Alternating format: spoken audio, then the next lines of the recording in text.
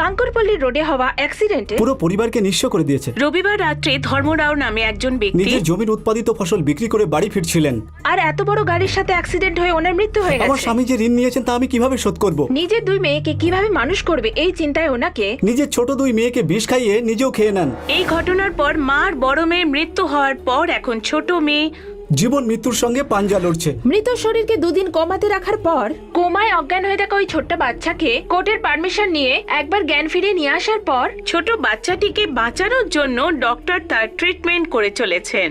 মা বাবার মৃত শরীর দেখে কি বাচ্চাটা শোকটা মেনে নিতে পারবে? এটাই সবচেয়ে বড় প্রশ্ন। পরিবারের সদস্যদের মৃত্যু অবস্থায় দেখে ওই বাচ্চার শারীরিক কোনো সমস্যা হবে না তো ডক্টর?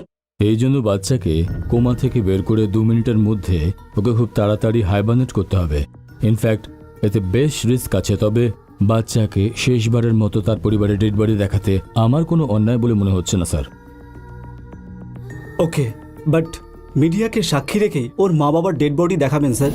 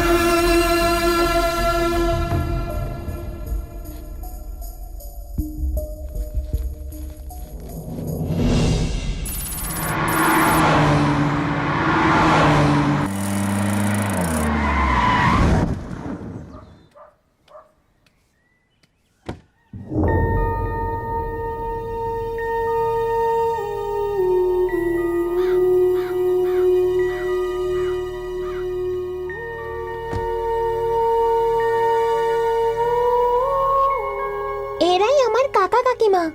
দাদা, এই বাচ্চার সাথে যে অন্যায় হয়েছে তা মিডিয়াতে দেখার পর সরকার পর্যন্ত সাহায্য করেছে, একে হাসপাতালে ভর্তি করেছে আর তার প্রাণ বাঁচিয়েছে, কিন্তু আপনি একবারও হাসপাতালে আসেননি। সরকার একে সেফ হোমে রাখার ব্যবস্থা করেছেন, কিন্তু এ চায় যে ওর কাকার সাথে থাকবে, সেজন্য আমরা একে এখানে নিয়ে এসেছি। একে খাইয়ে পড়িয়ে পড়াশুনো শিখিয়ে বড় করে বিয়ে দিতে কত খরচা হবে আপনি জানেন? আমরাই সমস্যায় রয়েছি, একে বড় করব কি করে? ভালো হয় আপনি এখান থেকে ওকে নিয়ে যান আর কোনো হস্টেলে রেখে ওকে পড়িয়ে লিখিয়ে বড় করুন। আপনি এই বাচ্চার ভরণ পোষণ করতে পারবেন না, তাই এই কাগজে একটা সাইন করে দিন। কাকা, আমার মাও তোমার মতোই তোকে মানুষ করতে পারবো না বলে আমাকে আর দিদিকে পচা দুধ খাইয়েছিল। দিদি পুরোটা খেয়ে নিয়েছিল, খারাপ হয়ে গিয়েছিল বলে ও দুধ আমি খেতে পারিনি। যদি তোমার কাছে ওই পচা দুধ থাকে আমাকে ওটা দিয়ে দাও, আমি ওই দুধ খেয়ে মা বাবার কাছে চলে যাব।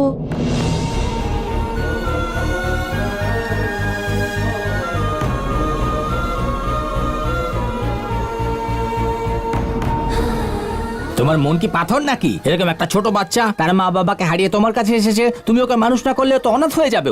তুমি একে লালন পালন না করলে আর কে করবে?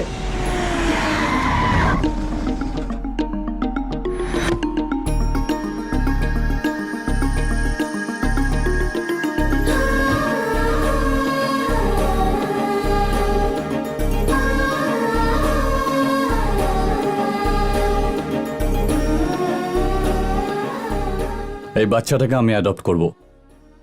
যা যা প্রসিজার ও ফর্মালিটি আছে আমি তা পূরণ করব। আপনি এই বাচ্চার আত্মীয় হন? মানবতা দিয়ে যখন কাজ হয় তখন আত্মীয়তার কেন দরকার? আপনার সম্পত্তির ওপর আপনার বাচ্চাদের যতটা অধিকার, এরও ঠিক ততটা। আমার কোনো বাচ্চা নেই স্যার, আমার যা কিছু আছে সব এরই হবে। আঙ্কেল, আমাকে পড়ানোর জন্য তোমার কাছে টাকা আছে? হ্যাঁ আছে বাবু। কত টাকা আছে? তা প্রায় মোটামুটি 500 কোটি। যদি তোমার আরো লাগে বলো, আমি আরো ইনকাম করে আনবো। আমার জন্য এটাই যথেষ্ট। আমার ভাইকে পড়াশোনার জন্য কাকার কাছে টাকা নেই, তুমি ওদের কিছু সাহায্য করবে?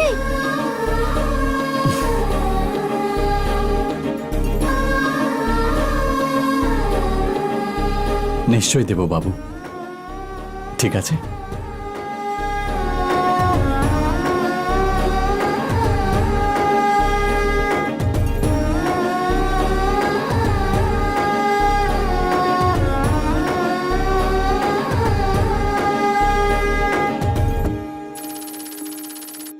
নিশ্চিন্ত থাকুন, ও খুব ভালোভাবে থাকবে। Thank you very much. You welcome. সোনা, আমি তোমাকে প্রতিদিন ফোন করব। আমি যতই ব্যস্ত থাকি না কেন তোমার সাথে দেখা করতে প্রতি সপ্তাহে আসবো। কোনো কিছুর প্রয়োজন হলে আমাকে ফোন করো, ঠিক আছে তো? ঠিক আছে, bye. Bye. Thanks. It's okay sir.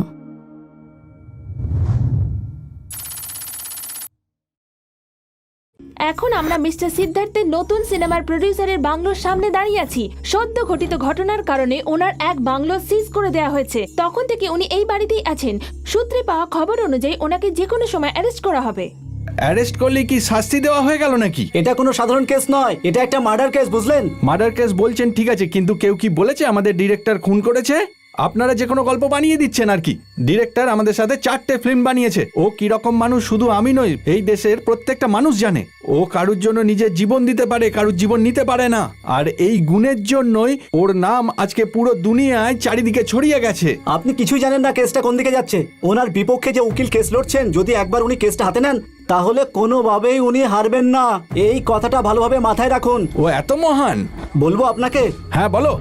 দেখুন স্যার, যা কিছু ঘটেছে তাতে ওর কোনো ভুল নেই। আমার মনে হচ্ছে কোম্পানির লোকের সাথে মিলে কোথাও একটা গন্ডগোল হয়েছে। আমাদের পুরো এক্সাইজ ডিপার্টমেন্ট এটা খোঁজার চেষ্টা করে চলেছে, কিন্তু দেখুন পুলিশ তাড়াহুড়োতে কেস লিখে আমাদের নামে এফআইআর করে দিয়েছে। তখন থেকে আমি ওনাকে বোঝাচ্ছি, স্যার ইনি আমাদেরই লোক, এই আমাদের পার্টির জন্য অনেক ফান্ড দিয়েছে, তাড়াহুড়ো করবেন না। কিন্তু দেখুন অবশেষে কি হলো, কেসটা কোর্টে চলে গেল। ওর কোনো দোষ ছিল না, তা সত্ত্বেও মৃত ব্যক্তির পরিবারকে কম্পেনসেশন দিয়েছে। কোর্টে যে ম্যাটার চলে গেছে তাকে সিরিয়াসলি নেবেন না। এর জন্য প্রসিকিউটর বীরেন্দ্রকে কত করে বোঝালাম, কিন্তু একেবারেই বুঝতে চাইছে না। ডিজিপিকে দিয়ে বলেছি, তাও শুনতে চাইছে না। এবার আপনি বলুন। হ্যাঁ স্যার, ঠিক, ও আমাদের কথা শুনছে না। আপনাদের ডিপার্টমেন্ট হয়ে আর্গুমেন্ট করছে সেই প্রসিকিউটরকে আপনাদের কথা অনুযায়ী চলা উচিত। এই জন্য ওদের কনভিন্স না করে আপনারা এখানে আমাকে রিকোয়েস্ট করতে এসেছেন। আপনাদের ডিপার্টমেন্টের পাওয়ার কম হয়ে গেছে নাকি ওর রেঞ্জ বেড়ে গেছে? দুটোর একটাও না, ওর অহংকার বেড়ে গেছে। আপনি শুনলেন তো স্যার, এবার আপনি কিছু একটা করুন স্যার। ও এখন কোথায়?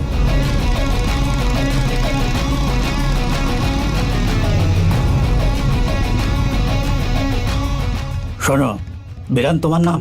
হ্যাঁ স্যার। এসব কি হচ্ছে? তুমি পাগল হয়ে গেছো? তুমি তো কোনো মিনিস্টারের কথা শোনো না, আর ডিজিপির। এবার কি সিএম বললে তা আবার শুনবে? তুমি শুধু শুধু জেদ করছো কেন? তুমি কি অ্যাটর্নি জেনারেল পোস্টে আছো? হ্যাঁ সরি স্যার। কে সরি? কনস্টেবল থেকে শুরু করে সিএম পর্যন্ত সবাই সকাল থেকে তোমার জন্য অপেক্ষা করছে। এবার চলো। ও আসছে স্যার।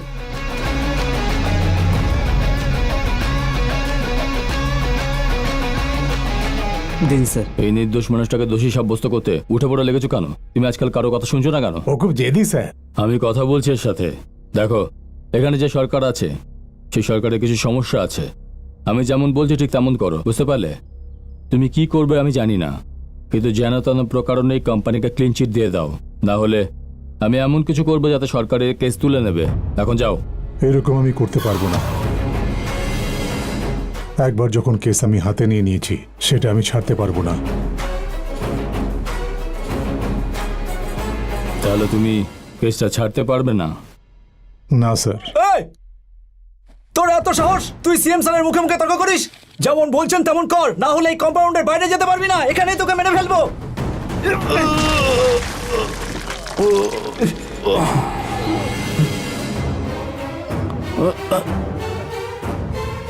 Good shot. যাকে মারা ছিল তাকেই মেরেছ। ভয় পেও না, ও এখনো মরেনি। কিন্তু সেকশন 3 অনুযায়ী 5 বছরের জেল হতে পারে। এখন যাও। স্যার, আপনি হয়তো জানেন না, এই জোটবন্ধনের সব প্রমাণ আমার হাতে আছে। তা সত্ত্বেও আমি আপনার সঙ্গে শান্তিতে কথা বলছি। নেশা বাড়ানোর জন্য এরা মিথাইল অ্যালকোহলের মাত্রা অতিরিক্ত ব্যবহার করেছে। এরা ডাইরেক্ট মার্কেটে সাপ্লাই করেছে, আর গভর্নমেন্টকে তার প্রাপ্য ট্যাক্সও দিচ্ছে না।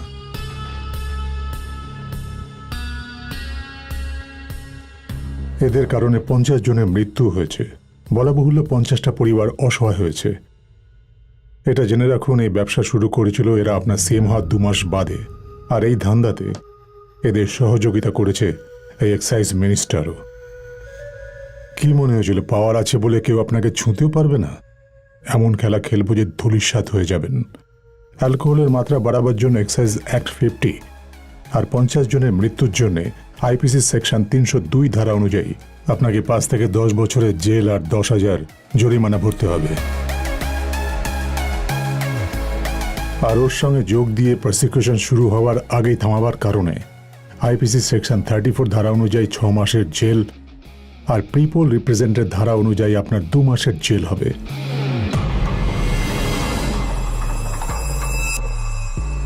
এবার বলুন, এখন এই চোরা কারবারিদের সঙ্গ দেবেন নাকি এদের সাথে আপনিও সাজা কাটবেন? বিচার আপনার হাতে। আর আমার কম্পাউন্ডের বাইরে যাওয়ার আগে আপনি আপনার রায় জানিয়ে দিন। একবার আমি কেস হাতে নেবার পর আমি এটা দেখি না যে সামনে সিএম না পিএম। যেদিকে ন্যায় আছে আমি সেই দিকে। কি করবেন চিন্তা করুন।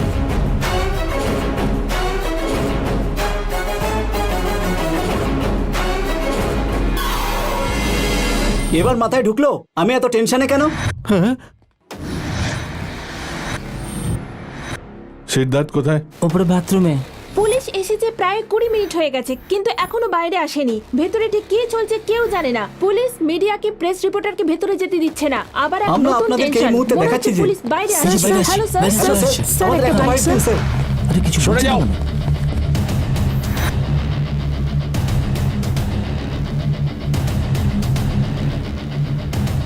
স্যার, আমরা জানতে চাই আসলে কি ঘটেছিল আপনার আর আপনার হিরোইনের মধ্যে। আপনি কি আপনার পত্নীকে মার্ডার স্যার, করেছেন? তাহলে কি ফিল্মের শুটিং এখন বন্ধ আছে? স্যার, আপনি কি আপনার ফ্যানদের কিছু বলতে চান? স্যার স্যার স্যার, একটা স্যার, প্রশ্ন, স্যার। Please, sir.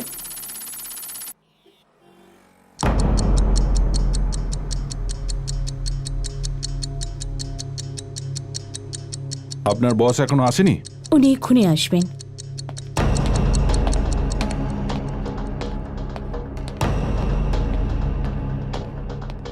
স্যার, এই হলো পিপি বীরেন্দ্র। যখন ও পাশ দিয়ে যায় তখন মনে হয় যেন বাঘ যাচ্ছে। আসতে দেরি করে দিলেন। জাজ 1 মিনিটের মধ্যে চলে আসবেন। কখন কেস পড়বেন আর কি লড়বেন? আমার এসবের দরকার নেই। অপরাধীদের এটা পড়া প্রয়োজন, আমার নয়।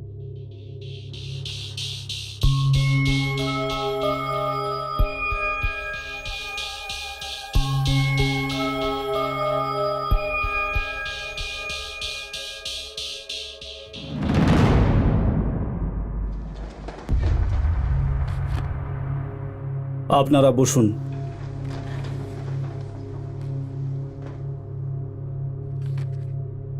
শুরু করুন। অপরাধীকে হাজির করুন। Birendra, proceed. Your honour, Siddhartha নামের এই আসামির পত্নী অঞ্জলির মার্ডার গত মাসের 21 তারিখে 10টা নাগাদ হয়েছিল। ওই দিন রাত 11টার সময় গ্রাম থেকে এসেছিলেন অঞ্জলির মা পদ্মা দেবী নিজের মেয়ের সঙ্গে দেখা করতে।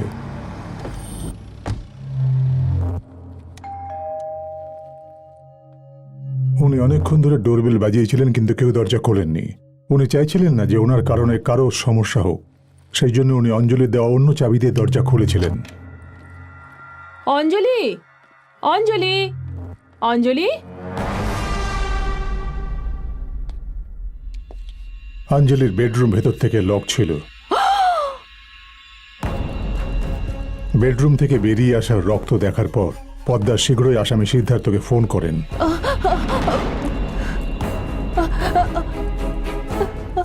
ফোন সুইচ অফ ছিল, তাই জন্য উনি পুলিশকে ফোন করেন।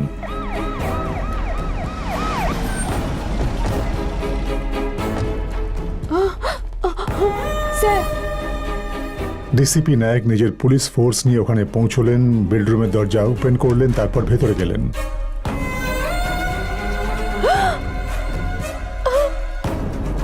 দেখলেন মেঝেতে অঞ্জলির লাশ পড়েছিল। স্যার উনি কেস লড়ছেন কিন্তু আমি বাজে শব্দ কেন শুনতে পাচ্ছি? এটা আমার বুকে ধুপুকনির শব্দ। হ্যাঁ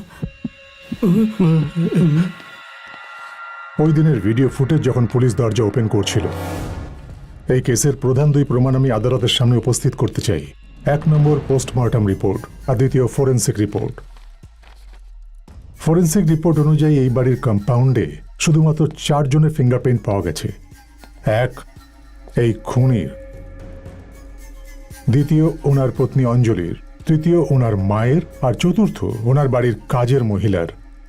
so according to sense of offence এখানে শুধুমাত্র 4 জনের ফিঙ্গারপ্রিন্ট পাওয়া গেছে আর কোনো পঞ্চম ব্যক্তি ওখানে উপস্থিত ছিল না, এটাই প্রমাণিত হয়। যদি আর কোনো লোক ওখানে থাকতো তাহলে তার ফিঙ্গারপ্রিন্ট পাওয়া যেত আর অঞ্জলির ওপর হামলার কারণে ঘরে জিনিসপত্র ছড়িয়ে ছিটিয়ে থাকতো। According to the forensic report যে বাড়ির ভিতরে কোনো ফোর্স এন্ট্রি হয়নি। আর পোস্টমর্টম রিপোর্ট অনুযায়ী অঞ্জলির ওপর ধারালো কিছু দিয়ে হামলা করা হয়েছিল আর অনেক রক্তক্ষরণের কারণে 10টা থেকে 10:30টার মধ্যে ওর মৃত্যু হয়। সিসিটিভির ভিডিও ফুটেজ অনুযায়ী ওনার বাড়ির কাজের মহিলা ওই দিন বিকেল 5টা নাগাদ কম্পাউন্ডের বাইরে গিয়েছিল। ওই সময় অঞ্জলি বেঁচে ছিল, তার মানে ওই মহিলার এই খুনের সঙ্গে কোনো সম্পর্ক নেই। এবার আসি অঞ্জলির মা পদ্মার কথায়। উনি রাত 11টার সময় এসেছিলেন আর সেটাও সিসিটিভিতে রেকর্ড আছে। ওনার আসার আগেই অঞ্জলি খুন হয়েছিলেন। সো পদ্মা দেবীর এই খুনের সাথেও কোনো সম্পর্ক নেই। এবার বাকি থাকলো 2 জন লোক, এক মৃত অঞ্জলি আর দ্বিতীয় এই খুনি। আর এই সিদ্ধার্থকে রাত 10:10 কম্পাউন্ডের বাইরে যেতে দেখা গেছে সিসিটিভি ফুটেজ অনুযায়ী, অনার।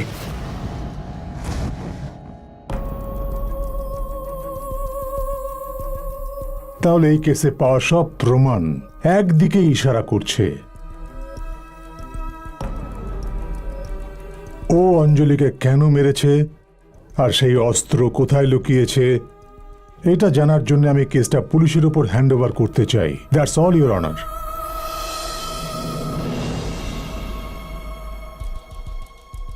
আপনি নিজের ওয়াইফের খুন করেছেন, পিপি আপনার উপর অ্যালিগেশন দিয়েছে। পিপি যা বললেন সেটা আপনি শুনেছেন? আমি শুনেছি স্যার, উনি যা যা বললেন আমি সব শুনেছি। আমাদের বাড়িতে যে কাজ করে সেই মহিলার এই খুনের সাথে কোনো সম্পর্ক নেই, কারণ ও খুব ভালো মেয়ে। আমি আর অঞ্জলি ওকে কখনো বাড়ির কাজের লোক হিসেবে দেখিনি। ওকে আমরা নিজের ভাবতাম। আর অঞ্জলি যখন 7 বছরের ছিল তখনও নিজের বাবাকে হারিয়েছিল স্যার। আর ওর লালন পালন আমার শাশুড়ি মা করেছেন। উনি নিজের ব্যবসা করেছেন আর অঞ্জলিকে বড় করেছেন। অঞ্জলিকে হারিয়ে ওর মায়ের যে কি হয়েছে সেটা আমরা খুব ভালো করে বুঝি। তোমাকে ডিফেন্ড করার জন্য কেউ নেই? কেন, পিপি বাবু আছেন তো। কিন্তু উনি তো এই কেসে আপনার বিপক্ষে লড়ছেন। ধর্মাবতার উনি সেদিকেই লড়বেন যেদিকে ন্যায় আছে, আর ন্যায় আমার দিকে আছে। তাই আমার বিশ্বাস উনি আমার হয়ে অবশ্যই লড়বেন। মিস্টার পিপি, আমি 10 দিনের জন্য জুডিশিয়াল কাস্টাডিতে রাখছি। এনার জিজ্ঞাসাবাদ ওখানেই হবে, আর সেটা হবে আপনার উপস্থিতিতে। তুমি ওকে কেন মারলে? স্যার আমি সত্যি বলছি, আমি নিজের পত্নীকে কেন মারব? নায়ক। Sorry sir. সিদ্ধার্থ, প্রমাণ অনুযায়ী তুমি কিন্তু দোষী। সবাই জানে যে তুমি খুনটা করেছো। এবার বলে দাও অস্ত্র তুমি কোথায় লুকিয়েছো, and the case will be closed. এমনিতেই অঞ্জলির মৃত্যুতে আমি অনেক কষ্টে আছি স্যার। তার উপর যদি আপনি জিজ্ঞেস করেন অস্ত্র কোথায়, তাহলে আমি কি উত্তর দেবো স্যার? এইরকম রিলেশনশিপের জন্য অনেক মার্ডার হয়, সেটা আমরা ভালো করেই জানি। তাহলে তোমার ওয়াইফেরও কোনো... থামুন স্যার। অঞ্জলির ব্যাপারে যদি একটা নোংরা কথা বলেন তাহলে স্যার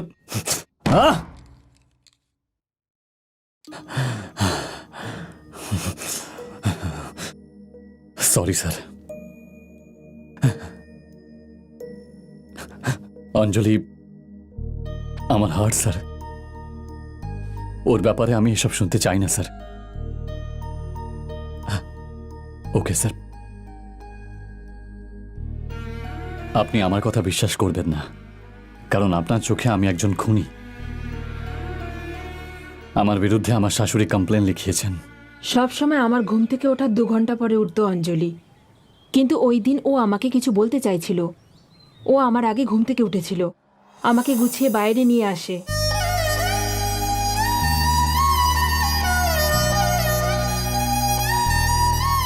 তুই আমাকে কিছু বলবি না? সকাল সকাল জাস্ট সাজিয়ে গুছিয়ে নিয়ে আসলি। চল এবার বল কি বলবি। মা, আসলে কথাটা হলো এই যে হ্যাঁ, আমি বুঝতে পেরেছি। কি নাম ছেলেটার? ওর নাম সিদ্ধার্থ। তোমার সাথে কাজ করে? না না মা, ও অনেক বড় ফিল্ম ডিরেক্টর। Film director? হ্যাঁ মা, তোমার সাথে থাকলে যেমন আমি সিকিউর ফিল করি, ঠিক তেমন ওর সাথে যখন থাকি আমার কেমন সিকিউর ফিল হয়। আচ্ছা তুমি এটা বলো, ওর সাথে তোমার কোথায় দেখা হয়েছে?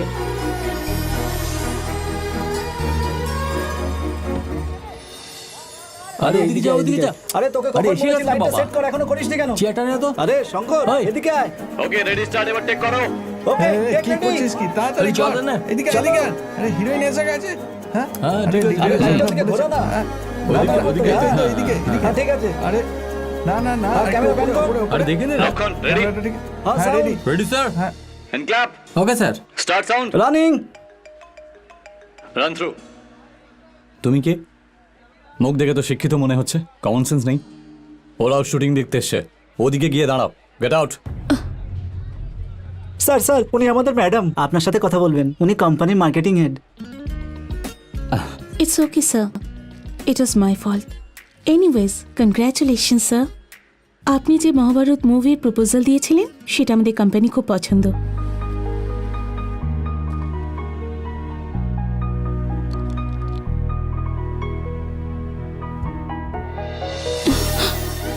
Thank you, thank you so much. Sorry, এই মহাভারত হলো আমার ড্রিম প্রজেক্ট, তাই আপনার কথা শুনে আমি এক্সাইটমেন্টে, প্লিজ ডোন্ট মাইন্ড।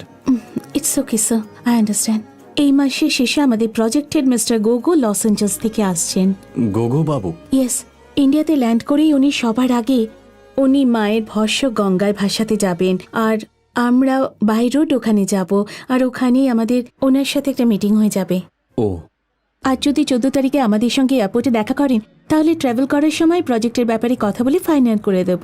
একটা কাজ করুন, আপনি ওনাকে পিক করে নিন, আর আপনার রামোজি ফিল্মে আসতে আসতে তা প্রায় 11টা বাজবে, আর আমি ওখানেই থাকবো, ঠিক আছে? Okay sir, thank you, bye, see you. Ready?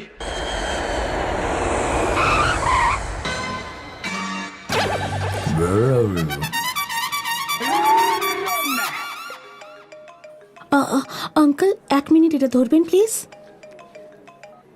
Good morning sir. Where are you? অ্যারাইভেলের কাছে স্যার। আমিও অ্যারাইভালের কাছেই আছি। আমাকে কি করে চিনবে? আমি একটা প্ল্যাকার্ড ধরে আছি স্যার। প্ল্যাকার্ড ধরে আছো? তুমি ট্যাক্সি ড্রাইভার না ট্যুর অপারেটর? আমি আপনাকে সহজে চিনতে পারবো না, তাই আমি একটা প্ল্যাকার্ড ধরেছি স্যার। সোজাসুজি চেনার জন্য একটা কাজ করা যাক। আমি ব্যান্ড পার্টি নিয়ে ঢিঙ্কা চেকা নাচ করতে করতে আসি, তখন তুমি চিনে ফেলবে। নেটে দেখো, আমার ফটোর সাথে পুরো ইনফরমেশন পেয়ে যাবে। সরি স্যার, এটা তো আমি ভুলেই গেছিলাম। যে ব্রেনে ঘিলু নেই আর যে চিক্স হট নয় তাকে আমার একেবারেই পছন্দ নয়।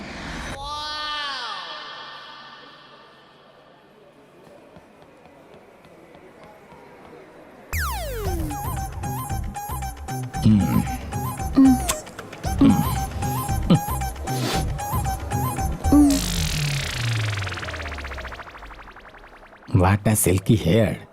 ব্রেন স্মার্ট নয় তো কি আছে, কিন্তু চিক্স হট, আমার কাজ চলে যাবে।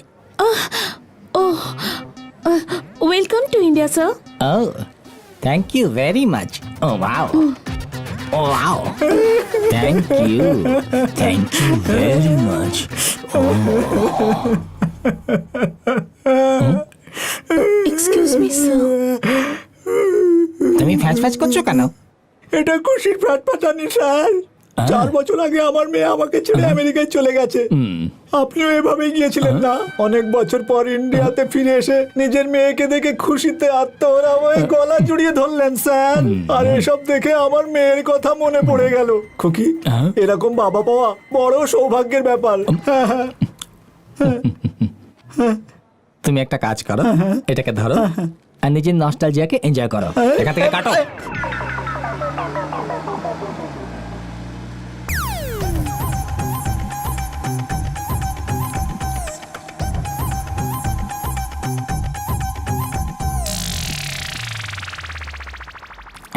আমি পেছনে বসে বোর হচ্ছি, একটু হাসি ঠাট্টা হয়ে যাক। চন্দু, মাথার কোকড়া চুল কাটার পর আমার এই বাম ব্যবহার করুন। তারপর দেখুন বাম বাবার কামাল। সমস্ত সুন্দরী মেয়েরা পাগল হয়ে যাবে। কিরে, কি উল্টো পাল্টা বকছিস? স্যার, আপনিই তো বললেন হাসি ঠাট্টা হয়ে যাক। আরে তুই আমার শালা নাকি রে, যে আমার সাথে ইয়ার্কি মারছিস? আমি তো এরকম আশা অঞ্জলির কাছে করেছিলাম। কি বলছেন স্যার? আমি? ডিরেক্টর কোথায়? এয়ারপোর্টে কেন আসেনি? উনি বলেছিলেন রামোজি ফিল্ম সিটিতে আমাদের সঙ্গে দেখা করবেন। ওকে দেখতে কেমন বলবে? সবাই তো ডাইরেক্টর বলে, দেখতে একেবারে ঝিঙ্কু স্যার। আমার থেকে বেশি স্মার্ট নাকি? দেখতে আমার থেকেও বেশি স্মার্ট স্যার। আপনারা একসাথে বসলে দেখে মনে হবে বাবা আর ছেলে বসে আছে। বাজে বকা বন্ধ কর।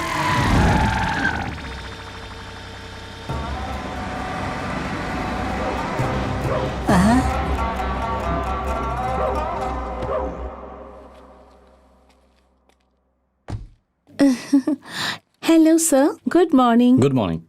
শোনো, আমার ব্যাগপত্র নিয়ে গাড়িতে রাখো আর স্যার, গাড়ি আমি নিয়ে যাও। যাচ্ছি। Okay sir. No no, it's fine. Okay.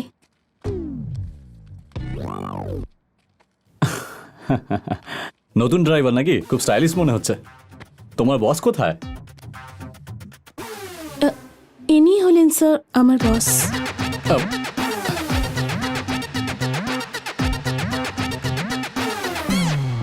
Sorry sir, Siddharth. আপনার খারাপ লেগেছে? গাড়ি চালাতে পারো? ইয়েস।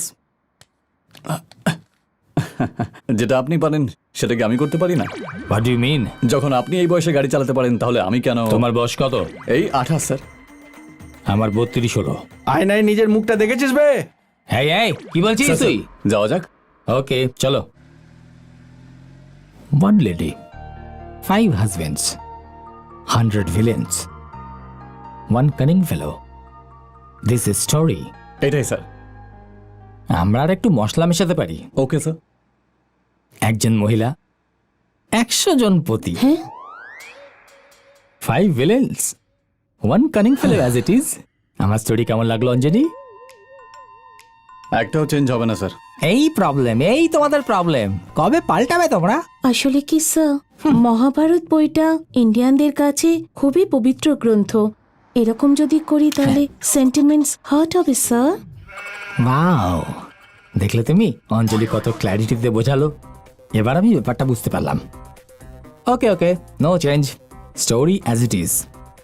চলো এবার কাস্টিং এর ব্যাপারে কথা বলি। Okay sir. ধর্মরাজের জন্য নাগার্জুন, ভীমের চরিত্রে প্রভাস, আর অর্জুনের চরিত্রে জুনিয়র এনটিআর, নকুলের চরিত্রে নানু, সহদেবের চরিত্রে সর্বানন্দ, আর দ্রৌপদীর জন্য দেবীকা পাডুকোন। দেবিকা পাদুকোন? ভালো হয়েছে তুমি তোমার কাস্টিং আগেই বলে দিয়েছো। পাদুকোন, তুমি নিউ কমার্সকে আমার প্রজেক্টে ইন্ট্রোডিউস করাতে চাও? স্যার স্যার, এরা সব এখানকার বড় বড় সুপারস্টার্স। ও এরকম আর্টিস্ট নিলে টাকা পাবে, ডলার্স নয়। ডলার্সের জন্য কাস্টিং ঠিক এরকম হওয়া দরকার। ধর্মরাজের জন্য বেঞ্জেল ওয়াশিংটন, ভীমের জন্য ব্রুস উইলিস, অর্জুনের জন্য অ্যান্টনি ব্যান্ডারেস, নকুলের জন্য নিকোলাস কেজ, আর দ্রৌপদীর জন্য Demi Moore. This is the final casting. This is the dollar pulling casting. কি হয়েছে? সাডেন ব্রেক মারলে তুমি? হেডেক হচ্ছে স্যার। তার জন্য গরম কফি খাও, ব্রেক মারলে কি কমে যাবে? সেই জন্যই তো গাড়ি থামিয়েছি। অঞ্জলি, বলুন sir. If you don't mind can you get my coffee? নিশ্চয়ই স্যার। Stop stop.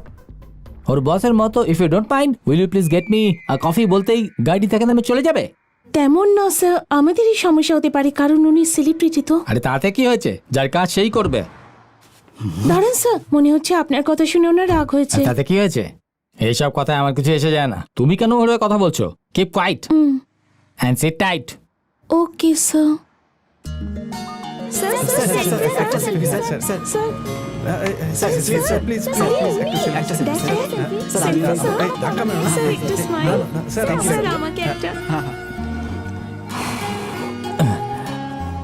অঞ্জলি, বলুন স্যার। এ তো অনেক ফ্যান্স দেখছি, মনে হচ্ছে ওরা ওকে ছাড়বে না। তুমি যাও, ওকে গিয়ে নিয়ে এসো, যাও। Thank you sir. Excuse me, excuse me, sir আমাকে এক্সকিউজ মি, প্লিজ ওনাকে যেতে দিন, প্লিজ যেতে দিন। Thank you sir please please আমাকে একটা সেলফি দিন। Thank you. ওনার কথা শুনে আপনি খুব হার্ট হয়েছেন তাই না?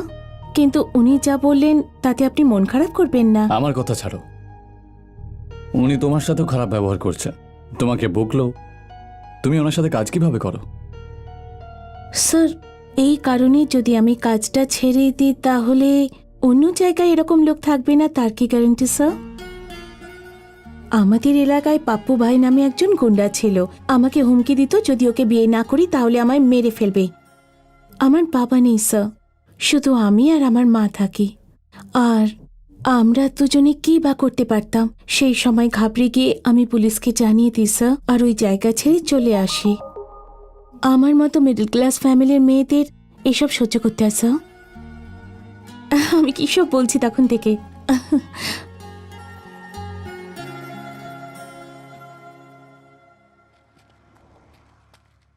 Sir, shall we live? কি জন্য? এখানে খাটিয়া টাটিয়া পাওয়া যায় কেন জিজ্ঞাসা করো তো। রাত্রে পা লম্বা করে ঘুমাবো, সকালে বেরিয়ে যাবো। এসো, এসে ড্রাইভ করো। তুমি কোথায় যাচ্ছ? তুমি পেছনে বসো, তুমি এদিকে আসো।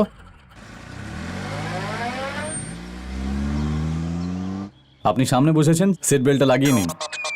এত বাজে ইন্ডিয়ান রোড আর তোমার এই গরুর গাড়ির জন্য সিট বেল্টের প্রয়োজন নেই, প্যান্টের বেল্টই যথেষ্ট।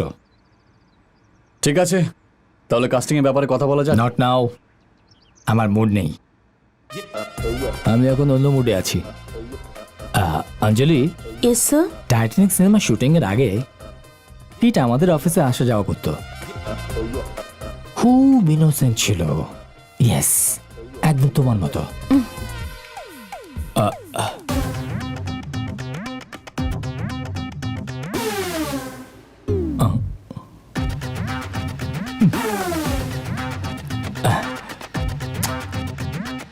By the way, Anjali, what's your salary? 40,000 sir. Shit, only 40,000. Do one thing, Anjali. তুমি আমাদের হেড অফিসে জয়েন করো। 5 lakhs. আমি তোমাকে 5 lakhs করে দিতে পারি। You know, one surprising thing. ওখানে আমার একটা বাংলো আছে। বাংলোতে আমরা দুজনে সুখে কাটাতে পারি। Happy happy. আমার মতো তুমি হেড হতে পারো। আমার হাতটা কোথায়?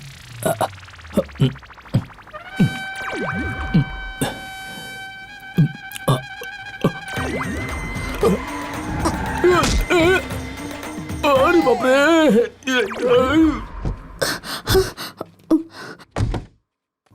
স্যার, স্যার,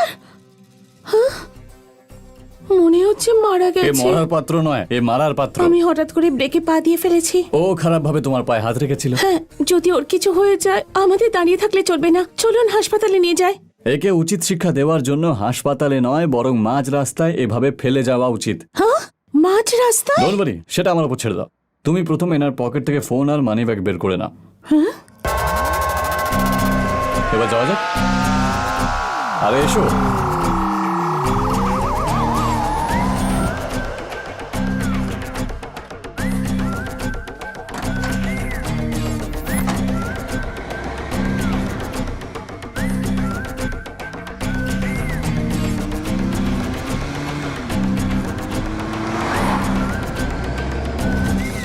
আরে কেউ একে মেরে আমাদের গাড়িতে ফেলে রেখে গেছে, আমরা ফেসে যাব। চল এখান থেকে যাই। তাড়াতাড়ি চলো। আমার সাজানি কোথায় তুমি?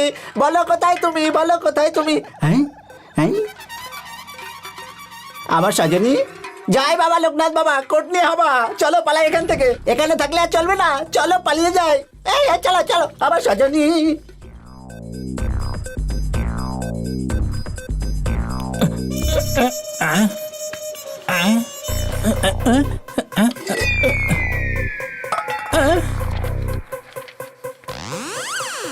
Excuse me sir. বলো। By the way, I am Gogo from Chicago. I am first software engineer from 2 Godavari district. Godavari? শুধু গোদাবরী নয় বাবা, 2 গোদাবরী, ওয়েস্ট গোদাবরী আর east Godavari. I worked with Hollywood directors and I worked with Spielberg, Steve Jobs. ওই এখানে কোনো job form নেই। I don't want job, man. Kindly give your cell phone. Cellphone? I want to talk Anjali. Anjali? Anjali. Yeah. এই দাও না please, কথা বলতে চাই। আরে তুমি এদিকে আসো না। Anjali means Anjali is my friend. My friend. I want to talk with her. I don't have phone. I lost my address, my phone, and everything. I want mobile phone to talk to Anjali. এই কথাটাকে বোঝাও না। এই পাগলটা কি বলছে? আমার তো কিছু মাথায় ঢুকলো না। মনে হচ্ছে এও কিছু বুঝতে পারছে না। এই ছোট, হ্যাঁ একটা এডুকেটেড পাগল এসেছে, দুটো রুটি দিয়ে দে তো। যা এখান থেকে যা। হ্যাঁ? আরে তুমি যাও না। আরে দাঁড়িয়ে কেন আছো, যাও না। হ্যাঁ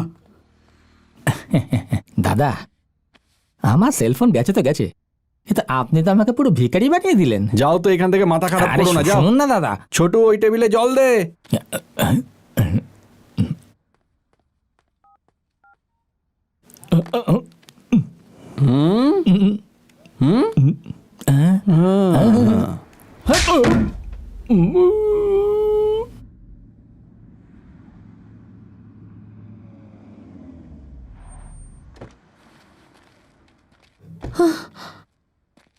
ওর জামা কাপড় কোথায়?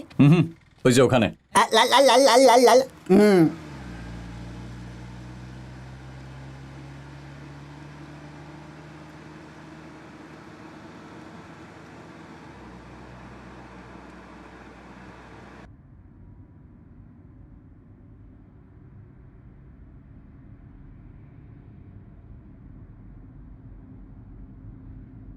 আমি কিছু বুঝতে পারছি না।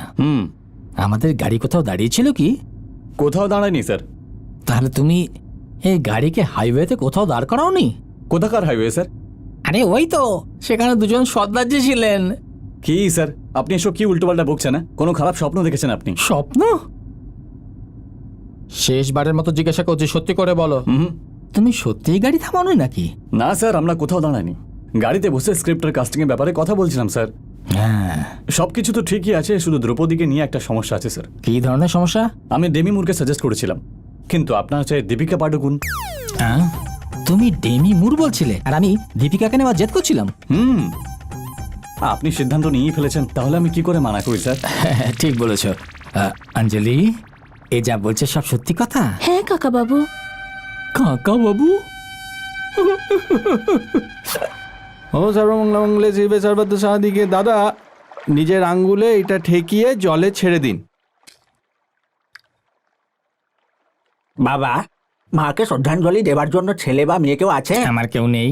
কি বলছেন কেউ নেই মানে? মেয়ের মতো অঞ্জলি আর আমার মতো শুভকামনাকারী আছে যে। শুভচিন্তক আর মেয়ে? এত টাকা ইনকাম করে লাভ কি বলুন তো, যখন শ্রদ্ধাঞ্জলি দেবার জন্য আপনার কোনো আত্মীয় স্বজন নেই। এরকম সিচুয়েশনে টাকা কোনো কাজে আসে না। দেখুন, সম্পর্ক তৈরি করা, সম্পর্ককে রক্ষা করা খুবই প্রয়োজন। আপনার ব্যবহার ভালো হলে তবেই আপনার আত্মীয় হবে। তুমি একেবারে খাঁটি কথা বলেছো বাবা। এখানে এসো। চলো। যেমন আমি করছি তেমনটাই করো। শুনুন, আজ রাত্রিটা শিবালয়ে বিশ্রাম করুন, মনে খুব শান্তি পাবেন। হ্যাঁ ঠিক আছে, আপনি এখন যান। আমি শিবালয়ে রাতে বিশ্রাম নেব, আর তোমরা দুজনে প্রেমালয়ে ফুর্তি মারবে, ঠিক আছে না? ঠিক আছে, আমি আসি। এর মনে তো লাড্ডু ফুটছে দেখছি। আমরা ওকে যে গোল খাওয়ালাম তাকেও নিজেকে কাকা বাবু ভাবছে। তোমাকে আর ডিস্টার্ব করবে না।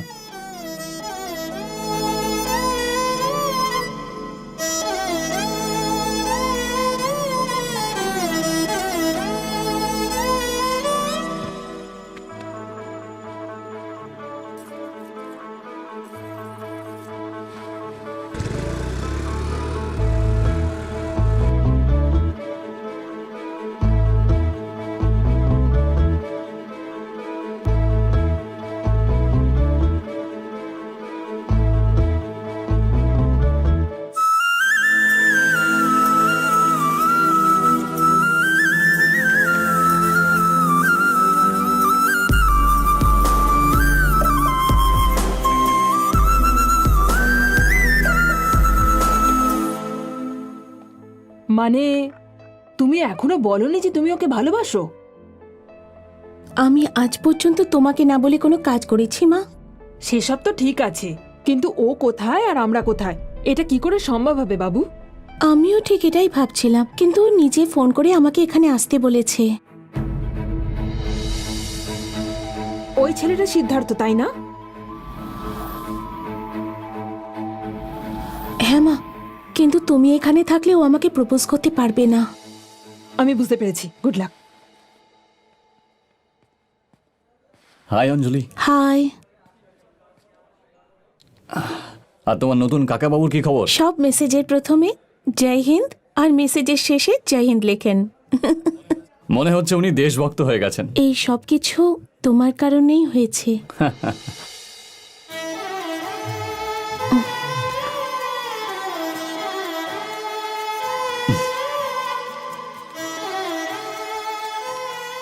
তুমি কিছু বলতে চেয়েছিলে, তাই না?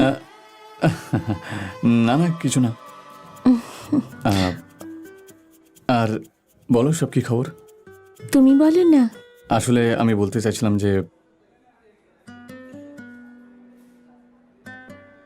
আমার চেনটা তোমার কাছে, আর ওটা আমার কাছে খুব মূল্যবান।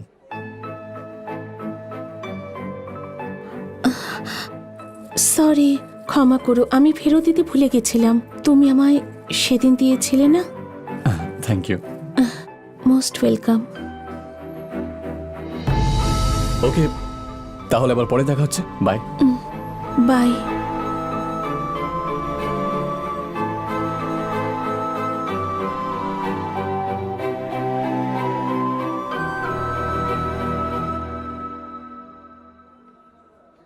ও না বলেই চলে যাচ্ছে আর তুমি এখানে দাঁড়িয়ে আছো, গিয়ে সবকিছু বলে দিচ্ছ না কেন? ও চলে যাচ্ছে তাই আমার এত কষ্ট হচ্ছে। আর যদি আমি ওকে প্রপোজ করলেও আমায় না বলে, তাহলে আমার কতটা কষ্ট হবে মা। আমি তো ভেবেছিলাম ও আমাকে এই জায়গায় প্রপোজ করবে বলে ডেকেছে। It's my bad luck. চলো মা এখান থেকে। আই লাভ ইউ অঞ্জলি।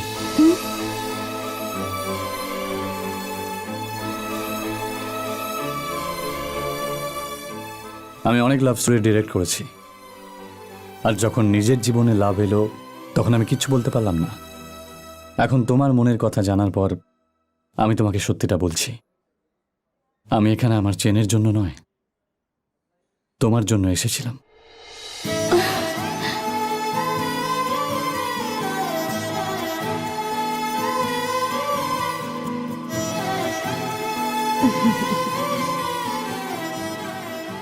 তারপর ওরা দুজনে বিয়ে করে নিল। ওদের বিয়েটা হওয়াতে আমি খুব খুশি হয়েছিলাম, কিন্তু বিয়ে হয়ে মাত্র 3 মাস হয়েছিল আর আমার মেয়ে এত খারাপ ভাবে। আপনি এখন চুপ করুন, রেডি থাকবেন, কেসের শুনানির সময় আপনাকে কোর্টে আসতে হবে। নায়ক, এখন চলো। মিস্টার বীরেন্দ্র, আপনার জন্য রিইনভেস্টিগেশন অর্ডার পাস করছি। পরের হিয়ারিং এর আগে আপনাকে ওয়ারেন্ট এক্সিকিউট করতে হবে। Sure your honour. ওকে।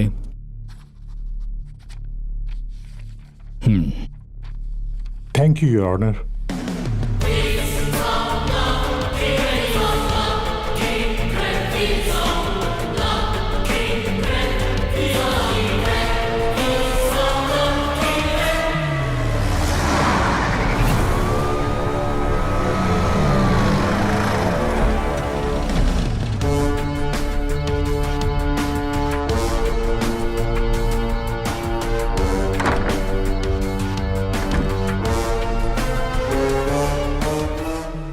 এই বাড়ির প্রতিটা কোণের রিপোর্ট চাই আমার। I am not satisfied with the first forensic report. ওতে কিছু সমস্যা আছে, আর সমস্যাটা কোথায় সেটা আপনি দেখবেন। I want a perfect job. Sure sir. Okay, চলে আসুন।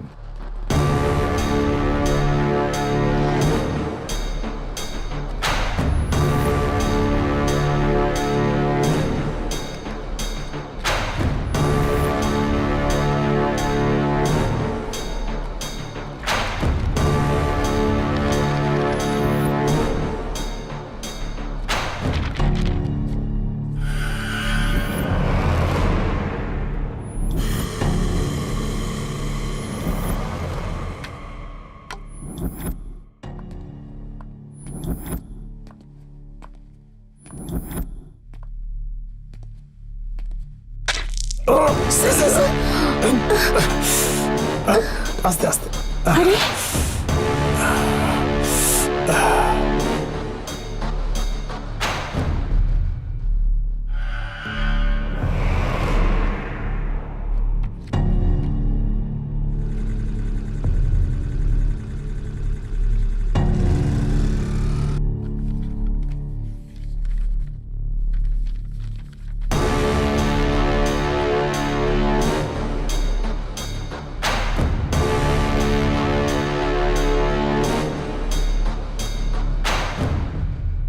স্ক্রু নিয়ে দাঁড়িয়ে আছে, কার শরীরে ঢোকাবে? আপনার শরীরেই। আপনি ওকে রিকোয়েস্ট করুন। ভয় কেন দেখাচ্ছিস? Yes, proceed. ইয়োর অনার, কোর্টের অর্ডার অনুযায়ী এই কেসের সন্দেহভাজন আসামি সিদ্ধার্থকে জুডিশিয়াল কাস্টাডিতে জিজ্ঞাসাবাদ করা হয়েছিল। তারপর আমি নিজে মার্ডার স্পটে যাই। ওখানে আমরা সিদ্ধার্থের ব্যাপারে কিছু জানতে পেরেছি। কোর্টের সামনে সত্যিটা আনার জন্য আমি কিছু লোককে পরীক্ষা করতে চাই। Yes, you can. Thank you your honour. DCP Nayak. এবার পুলিশের উপর নিশানা করেছে স্যার। খোঁজ নিয়েছে ওর পাইলস আছে কি নেই? ইনভেস্টিগেশন ঠিক করে করেছিলেন তো? Yes sir. যদি ভালোভাবে করতেন তাহলে অঞ্জলির বেডরুমের উইন্ডো খুলে আবার সেটাকে ফিট করা হয়েছিল, সেটা ফরেন্সিক রিপোর্টে আসেনি কেন?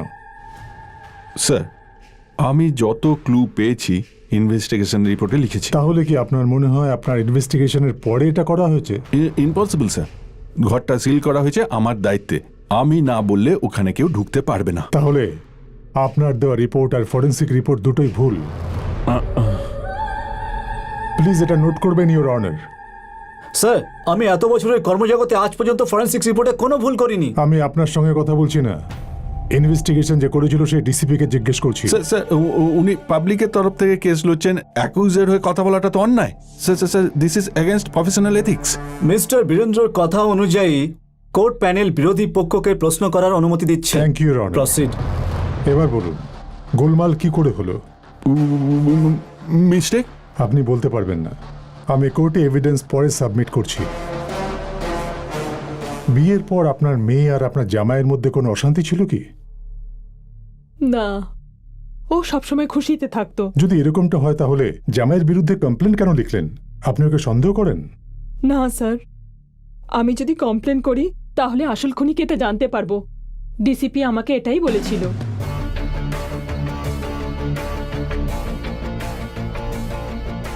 এই পয়েন্টটা নোট করবেন ইয়োর অনার। আমার মেয়েকে মারার কোনো কারণ কারোর কাছে ছিল না। কারো কাছে নয়, ভালো করে মনে করুন। না স্যার। একে একবার দেখুন, আপনি এনাকে চেনেন?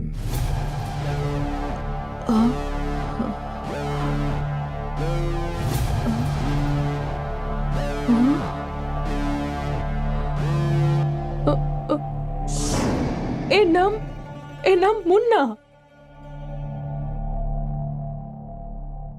বিয়ের আগে এ আমার মেয়েকে ডিস্টার্ব করতো। ও আমার মেয়েকে বিয়ে করতে চাইতো। শুধু তাই নয়, মাঝে মাঝে ওকে হুমকিও দিত স্যার। আমরা ভয় পেয়ে গিয়েছিলাম আর পুলিশে কমপ্লেনও করেছিলাম। আর কোর্টে একে 3 দিনের সাজাও শুনিয়েছিল। তারপর আর জানি না এ কোথায় ছিল।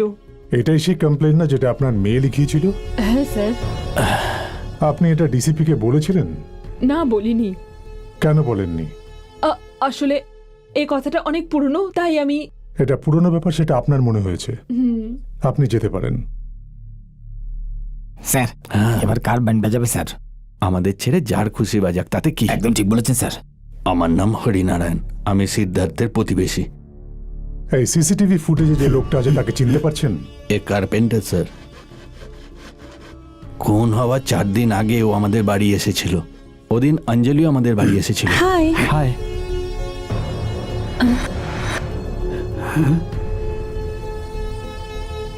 আর ও ওকে দেখে জিজ্ঞেস করেছিল কেন ও এসেছে এখানে।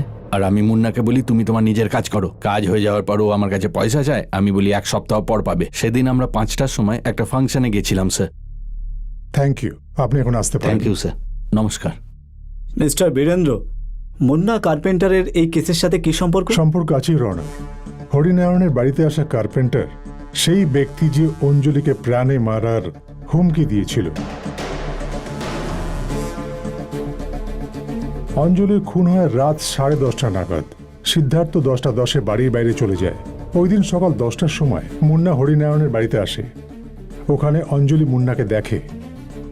অঞ্জলির কারণে একবার জেলে যাওয়ার ঘটনা ওর আবার মনে পড়ে যায়। সেই জন্যে মুন্না 5টার সময় কলোনির বাইরে যাওয়ার পর 7টায় আবার ফিরে আসে। সিদ্ধার্থ যাওয়ার পরে আবার আসে। তারপর ও অঞ্জলির বেডরুমের জানলা খোলে আর ভেতরে ঢুকে পড়ে। ও ঘুমন্ত অঞ্জলিকে দেখে। অঞ্জলি ওকে জেলে পাঠিয়েছিল আর ওর ভালোবাসাকে প্রত্যাখ্যান করেছিল। এই জন্য মুন্না অস্ত্র তুলে নেয় আর অঞ্জলিকে মেরে ফেলে। ওর আঙুলের ছাপ কোথাও ছেড়ে যায়নি। তারপরও জানলা ঠিক করে আর পাঁচিল টপকে চলে যায়। সেই জন্য রনের সিসিটিভি ফুটেজে মুন্নার এন্ট্রি হয়েছে, কিন্তু এক্সিট হয়নি। ইওর অনার, আমি কোর্টের সামনে মুন্নার সম্পর্কিত সমস্ত এভিডেন্স সাবমিট করছি। That's all your honour. তাহলে ইওর অনার, এই প্ল্যানিং মার্ডার করার জন্য এতে মোটিভেশন ছিল, প্রিপারেশন ছিল আর খুনের ইন্টেনশনও ছিল। সেই জন্য আইপিসি সেকশন 302 অনুযায়ী মুন্না নামের ব্যক্তির ওপর চার্জ ফ্রেম করে এই কেস থেকে সিদ্ধার্থকে ডিসচার্জ করার আবেদন জানাচ্ছি। এই হলো ডিসচার্জ পিটিশন ফাইল। এই কে তুমি? আমাদের প্রডিউসার স্যার। এটা সিনেমা নাকি? কোর্টে সিটি মারার দরুন আপনাকে 5,000 টাকা জরিমানা ভরতে হবে। এনাকে বিকেল 5টা পর্যন্ত রোদ্রে দাঁড় করিয়ে রাখো। Petition allowed.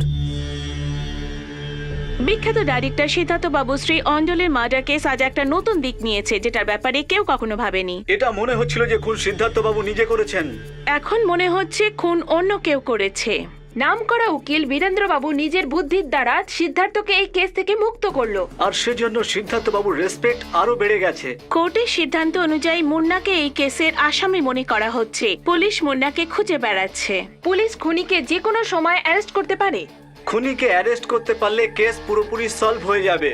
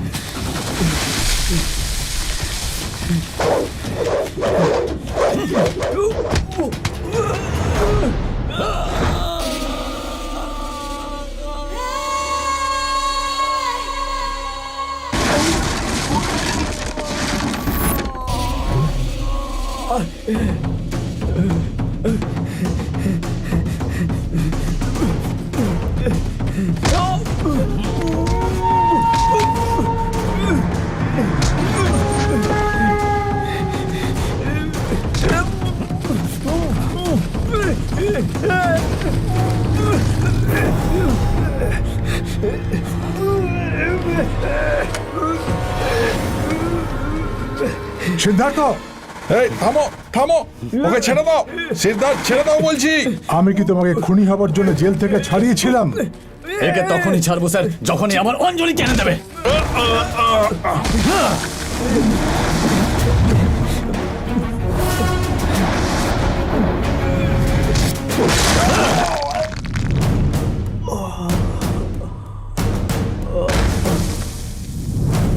সিদ্ধার্থ, কোর্টে তোমার চোখ দেখেই বুঝেছিলাম তুমি এরকম কোনো কাণ্ড নিশ্চয়ই ঘটাতে পারো।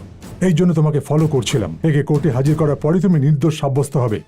তোমাকে যারা বিশ্বাস করেছে তাদের কি দশা হবে বুঝতে পারছো? নায়ক, একে হসপিটালে নিয়ে চলো। এই নিয়ে যাও ওকে। স্যার, তুমি জানো না কোর্টে কিভাবে দাঁড়াতে হয়?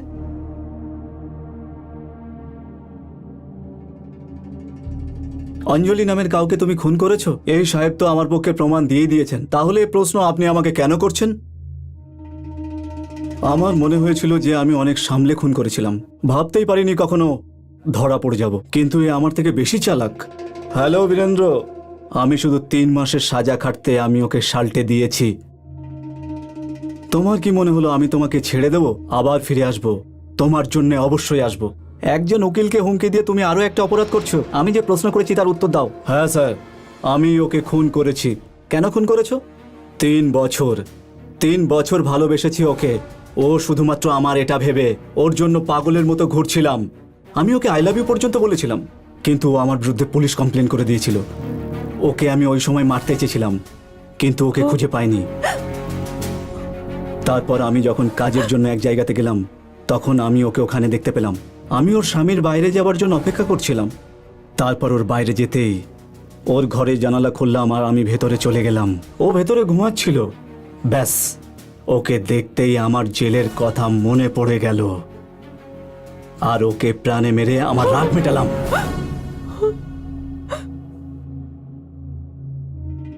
তুমি যে অস্ত্র ব্যবহার করেছো সেটা কোথায়? আমি ওটাকে ভাটার আগুনে ফেলে দিয়েছি, গলে গেছে। পুলিশ মনে করেছিল ওর খুন ওর স্বামী করেছে আর ওকে অ্যারেস্ট করে নেয়। পাগল কোথাকার। তোমার মনে হচ্ছে না তুমি যেটা করেছো সেটা অন্যায়? এতে অন্যায়ের কি হলো? আমরা মেয়েদের দেখি, ভালো লাগলে পেছনে পড়ি, ওদের আই লাভ ইউ বলি, মানা করলে হুমকি দিই, আর পুলিশ কেস করলে শাল্টে দিই। মুন্না নামের এই খুনির মধ্যে দয়া নামের কোনো বিষয় নেই। আরে যা যা করেছে তার জন্য এর অনুশোচনাও হচ্ছে না। এরকম লোক সমাজের জন্য ভীতিজনক। এ জানোয়ারের থেকেও নৃশংস। সমস্ত তথ্য আদি প্রমাণ সহ মুন্না নামের এই ব্যক্তিকে আইপিসি সেকশন 302 এর দ্বারা ফাঁসির সাজা শোনানো হচ্ছে।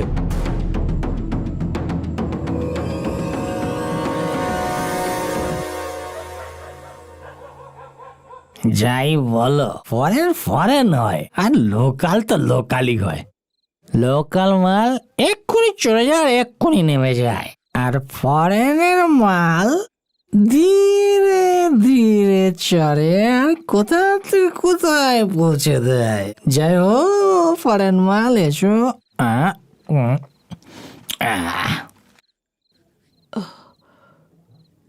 হ্যাঁ, অমলেটটা হয়ে গেছে নাকি একাই খেয়ে নিলে? নিয়ে আসো তাড়াতাড়ি।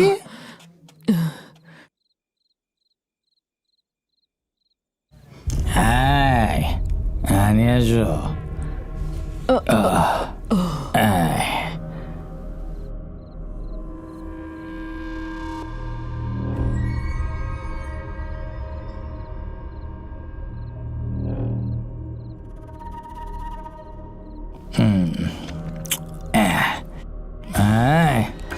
হয়ে তাড়াতাড়ি গেছে, নিয়ে এসো। নিয়ে আসছি বাবা।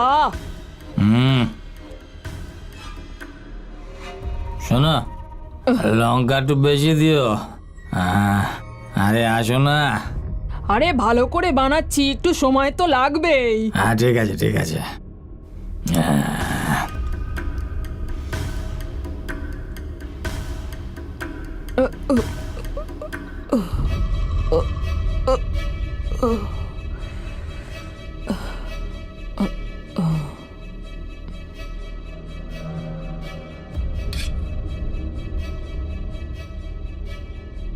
এই না, ভেরি গুড। হ্যাঁ, এর ভেতরে কি রে? আরে এত নোংরা জামা কাপড়, জল আসার সময় এসছে তাই কাচতে নিয়ে যাচ্ছি। এই নোংরা জামা কাপড়, নোংরা জায়গা। এই ডানকুনিতে একটা বড় বাংলো বানাবো। বড় বড় মলস থেকে ভালো জামা কাপড় কিনে রোজ নতুন জামা পরবো। দেখে নিও, তোমার জন্য ঢাকা শাড়ি, আমার জন্য জিঙ্কু জামা কাপড়। এই যাও যাও যাও, সব জ্বালিয়ে দাও, তাই জ্বালিয়ে করছি। দাও। হ্যাঁ, যাও যাও যাও।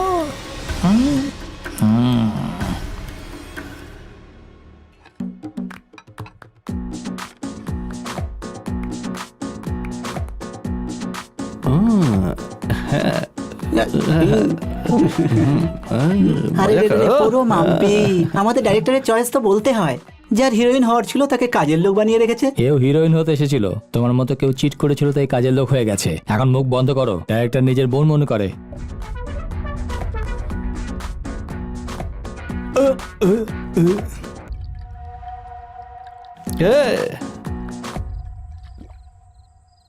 আগে এরকম মিউজিকের সেটিংয়ে স্যার কত লক্ষ্য দিত। আজকাল এরকম দেখে খুব কষ্ট হচ্ছে।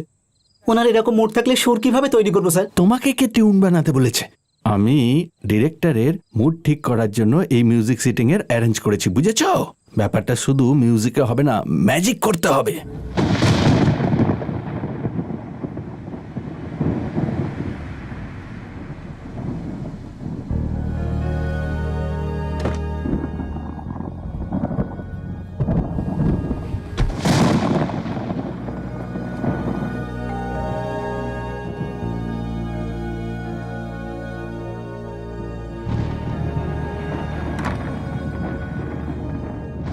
What a pleasant surprise sir.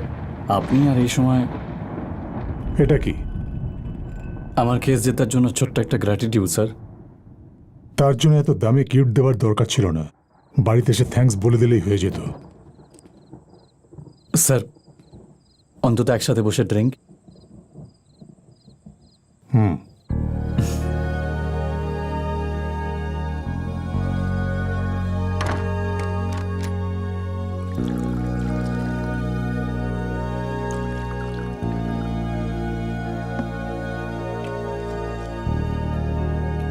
Cheers. Thank you. Excuse me sir. Sure.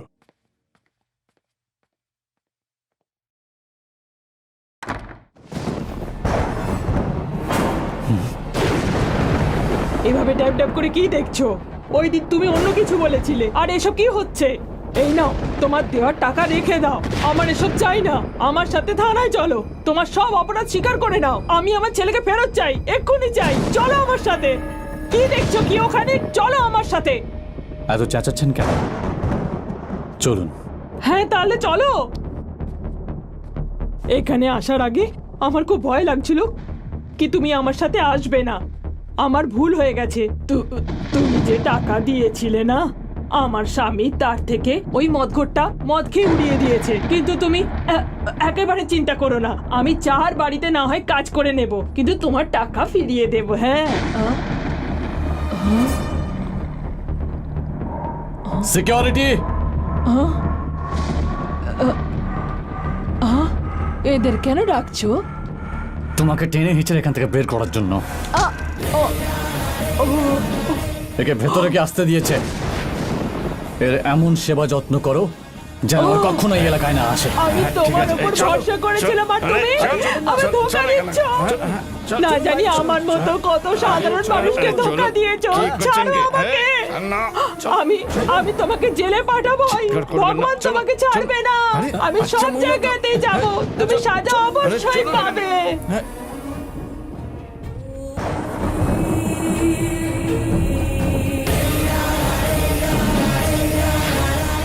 আপনি প্রথম আমাদের বাড়ি এলেন স্যার। আমার ওয়াইফ খুব ভালো কফি বানায়। প্লিজ স্যার নিন না।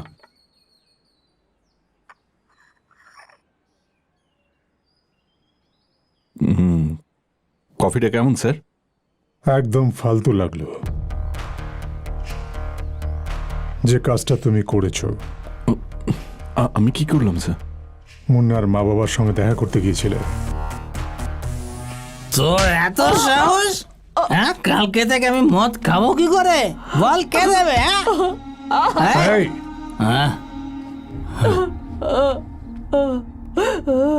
ওই ডাইরেক্টর টাকা ফেরত দিয়েছে কি?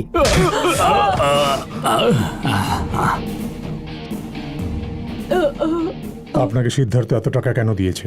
কি ব্যাপার বলুন। ওই হাসপাতালে তোমার কাছে আর অন্য কোনো রাস্তা নেই মুন্না? আমরা এমন কিছু করব যে সব প্রমাণ তোমার বিরুদ্ধে যাবে। তুমি এই সব টাকা নিয়ে নাও। তুমি কোর্টে স্বীকার করবে যে এই খুনটা তুমি করেছো। তোমার কয়েক বছরের জন্য জেল হবে, কিন্তু 2-3 বছরের মধ্যে তোমাকে জেল থেকে আমরা বার করে আনবো। এই টাকা দিয়ে মায়ের ক্যান্সারের ট্রিটমেন্ট করাতে পারবে আর জীবনটা আরামে কাটবে। একটু ভেবে দেখো। বাবা মেনে নে বাবা, উনি ঠিক বলছেন, কিছু ভাবার দরকার নেই। হ্যাঁ, আমার কথা শোন।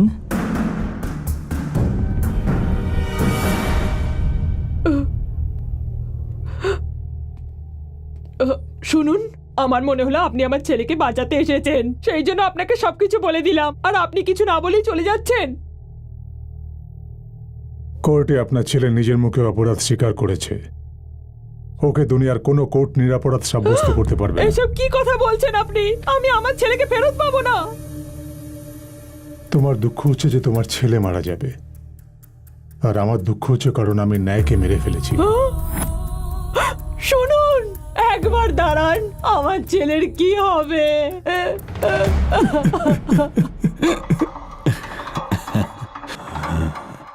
তাহলে সত্যিটা জেনে গেছেন? আমি ভেবেছিলাম যখন তুই জানতে পারবি যে আমি সত্যটা জেনে গেছি, তখন হার্ট অ্যাটাকে মারা যাবে। এত সাহস কোথা থেকে ও এলো? দিয়েছে। ও এতটা সাহস দিয়েছে যে 10 কোটি টাকা দেবে আর তোমার হয়ে কাজ করতে হবে। বলতে চাইছো টাকা নিয়ে আমি তোমার জন্য জেল খাটি? জেলে যাবে না তো আর কি করবে? তুমি জানো তোমার বিরুদ্ধে কে লড়ছে কেসটা? তুমি চিন্তা করার আগেই তোমাকে হারিয়ে দেবে ও। তুমি যে দোষী সেটাও কোর্টে প্রমাণ করে ছাড়বে। কোর্টে গিয়ে এভিডেন্সকে টেম্পার করা অত সহজ নয়। কে বললো টেম্পার করতে? লকারে বন্ধ করে লুকিয়ে রাখো।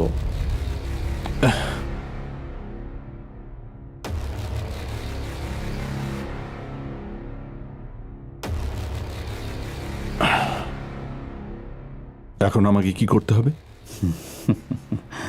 আমার জন্য 3টে ছোট ছোট কাজ করে দাও, সেটাই যথেষ্ট। সেগুলো কি? সিল করা ঘরটা তো তোমার আন্ডারে, তাই না? হ্যাঁ, তো তাহলে আমার বেডরুমে যে উইন্ডো আছে ওটাকে খুলে দাও, আর ওটাকে খুলে আবার লাগিয়ে দাও।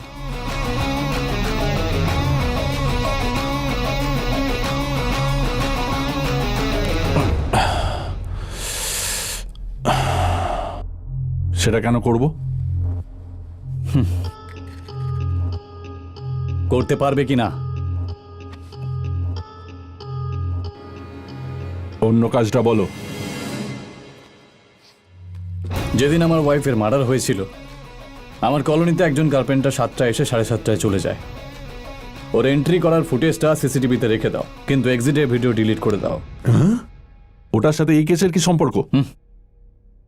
কোর্টে যখন পিপি এই কেসটা নিয়ে লড়বে তখন বুঝতে পারবে।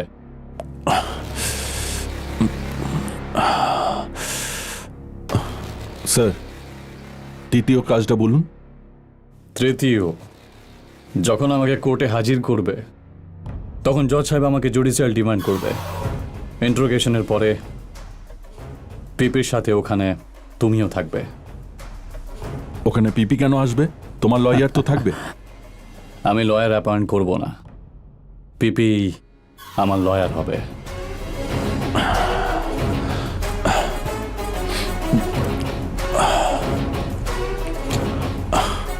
হোয়াটসঅ্যাপে পিপিকে আমার কাছ থেকে আমার শাশুড়ির কাছে নিয়ে যাও, আর আমার লাভ স্টোরি আমার শাশুড়ির মুখ থেকে পিপিকে শোনাও। শুনিয়ে কি হবে?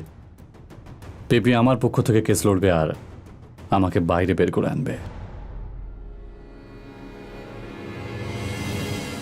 পিপি তোমার হয়ে কেস লড়বে, এর কি গ্যারান্টি আছে? তুমি আমার সিনেমাগুলো দেখো? হ্যাঁ, দেখি। ইনফ্যাক্ট আমি আপনার ফ্যান। আপনার স্ক্রিন প্লেগুলো খুব জটিল হয়। তাই না? এটাও ঠিক সেরকমই। এখন তোমার মাথায় ঢুকবে না, তাই যেটা বললাম সেটা করো।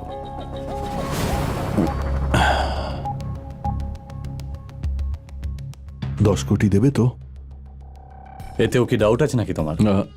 দেখো, কাজটা এত ছোট যে ডাউট হচ্ছে। স্যার, এর আগে আপনার প্রত্যেকটা কেসে আমার যদি কোনো ভুল হয়ে যায় তাতে আমার গলা কাটা পড়বে এই ভেবে ভয় পেতাম, কিন্তু ওর সাথে দেখা হওয়ার পর এই ভয়টা কেটে গেছে। স্যার, আমি কোনো এভিডেন্সকে টেম্পার করিনি। ওর কথা মতো 3টে ছোট ছোট কাজ করেছি। ওর লাভ স্টোরির ব্যাপারে ও শাশুড়িকে কি বলবো এটা ভেবে মাথা খারাপ হয়ে গেছিল, কিন্তু লাভ স্টোরিতে যখন মুন্নার নামটা শুনি আমি তখনই ওর প্ল্যানটা ধরে ফেলেছিলাম। সিদ্ধার্থ জানতো আপনি মুন্নার বিরুদ্ধে সব ক্রিমিনাল রেকর্ড জোগাড় করবেন আর অঞ্জলির মার্ডার স্পটে পৌঁছে যাবেন। ঠিক সব ওই রকমই হয়েছে। তাই আপনি আসার আগেই আমি জানলার গ্রিলটা আগের মতো লাগিয়ে দিই। নিয়ম অনুযায়ী আপনি মুন্নাকেই সন্দেহ করবেন, কারণ সিসিটিভিতে ওর ঢোকাটা রেকর্ড হয়েছিল কিন্তু বেরোনোটা না। কারণ ওর বেরোনোর ভিডিও ফুটেজ আমি নিজের হাতে ডিলিট করে দিয়েছিলাম। আর এই সব প্রমাণ দেখে আপনি কোর্টে প্রমাণ করেছিলেন যে সিদ্ধার্থ একেবারে নির্দোষ, এই খুনের সাথে ওর কোনো যোগাযোগ নেই। একটাই ভয় ছিল, যদি মুন্না কোর্টে নিজের মুখ খুলে দেয় তাহলে আমরা সবাই ফেঁসে যাব। সেই জন্য আমরা ওর এনকাউন্টারের প্ল্যান করি। মুন্না আপনাকে সত্যিটা বলার আগে সিদ্ধার্থ ওকে অজ্ঞান করে দেয়, তারপর হসপিটালে ওকেও ও কিনে নেয় টাকা দিয়ে। স্যার, এই ডিরেক্টর এত চালাক যে নিজের কোনো লয়ার অ্যাপয়েন্ট করেনি, আপনাকে ব্যবহার করে জেল থেকে বেরিয়ে আসে। ক্রিমিনাল যতই চালাক হোক, ও কোথাও না কোথাও ভুল করে ফেলে, কিন্তু ও এতটাই চালাক যে কোথাও ওর নিজের বিরুদ্ধে প্রমাণ ছাড়েনি। অপরাধীকে কখনো ক্ষমা করেন না, এরকম আপনার মতো লয়ারকেও ও ভুল করিয়েছে। এখন বলুন স্যার, আমি তো সামান্য ভুল করেছি, কিন্তু আপনি যা করেছেন সেটা কোনো ছোট ভুল নয়। একজন নির্দোষীকে ফাঁসিতে ঝুলিয়েছেন। এই ব্যাপারটাতে আপনি বোকার মতো কাজ করেছেন। এই ব্যাপারটা যদি আমি সবাইকে বলি তাহলে আপনার কি হবে বুঝতে পারছেন? তাই অফিসে যান আর কফি খান, ব্যাপারটা ভুলে যান। এতেও আমার একটা সন্দেহ আছে, নিজের ওয়াইফকে যে এত ভালোবাসে সে ওকে কেন মারবে? এই কথাটা আমি ওকে জিজ্ঞেস করিনি, আর ও বলেনি। আর এইসব জেনে আপনি করবেনটাই বা কি?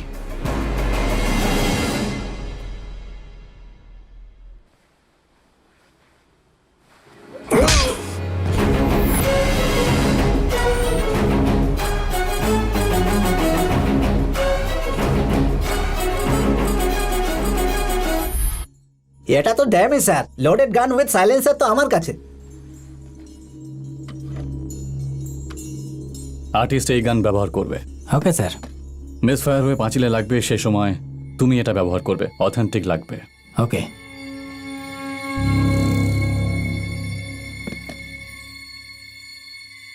সিনের ব্যাপারে সন্ধ্যায় ডিসকাস করছি, এখন যাও। এই বললাম তো সন্ধ্যায় কথা হবে, এখন যাও।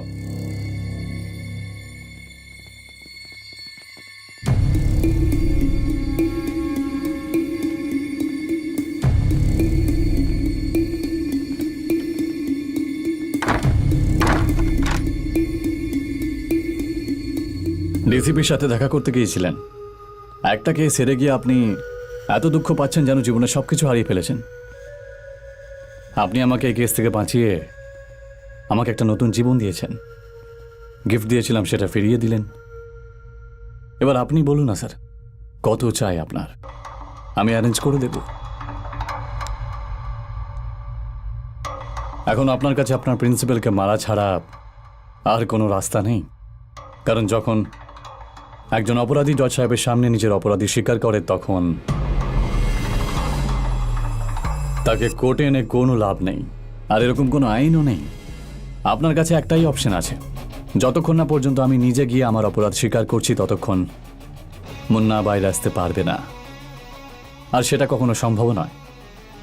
তাই আপনি এই কেসটা এখানেই ভুলে যান, সেটাই বেটার হবে।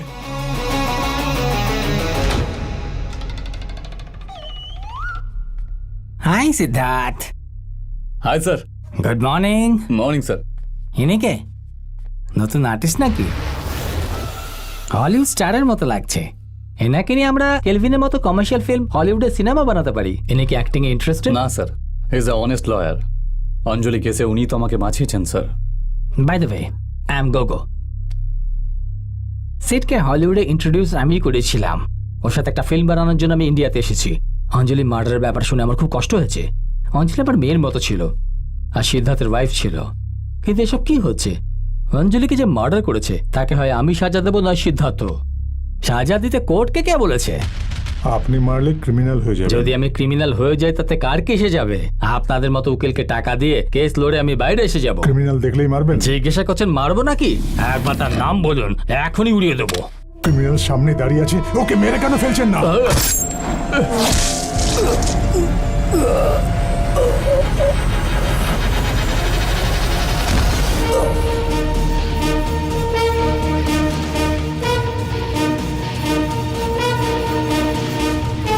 এই, এতক্ষণ তুই সত্যের সঙ্গে লড়াকে একজন ক্রিমিনাল লয়ারকে দেখেছিস,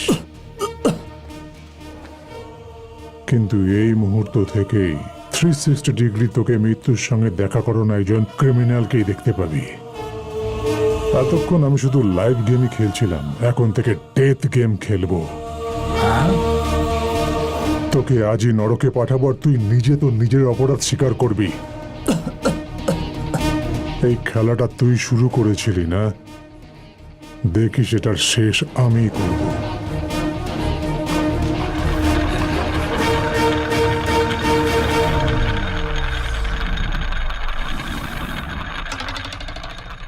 আমি ভেবেছিলাম এর সাথে হলিউডে ফিল্ম বানাবো, কিন্তু এ তো চোখের সামনে হরর ফিল্ম দেখিয়ে দিল।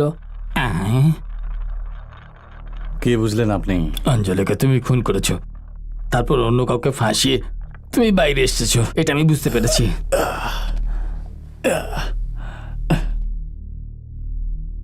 এবার কি করবে? এখানে যা কিছু ঘটলো থানায় গিয়ে পুলিশকে বলবো ভাবছি।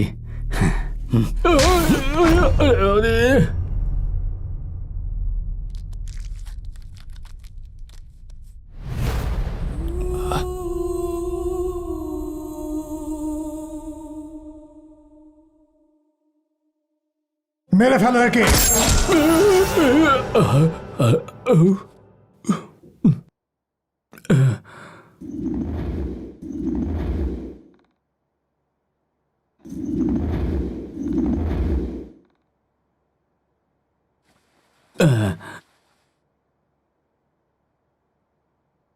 ব্রেকআপ রেডি করো। Good morning sir.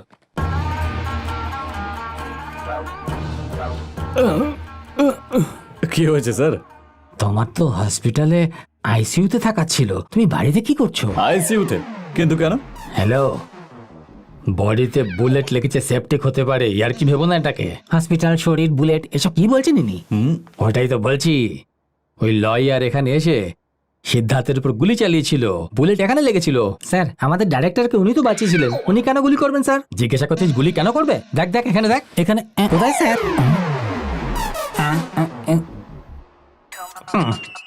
ওই লয়ার এসে আমায় দিয়ে গুলি চালিয়েছিল স্যার, প্রথমে আপনি দুজন সর্দারজিকে হাইওয়েতে দেখেছিলেন, আর এখন গান্নার বুলেটের কথা বলছেন। আপনার মাথা খারাপ হয়ে গেছে স্যার। মাথা খারাপ হয়ে গেছে? সেই জন্য আমি ভুলভাল দেখছি। হ্যাঁ, মানে আবার কোনো স্বপ্ন দেখেছি?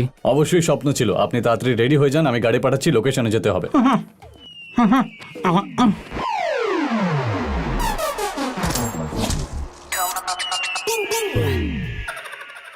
আমি আসছি।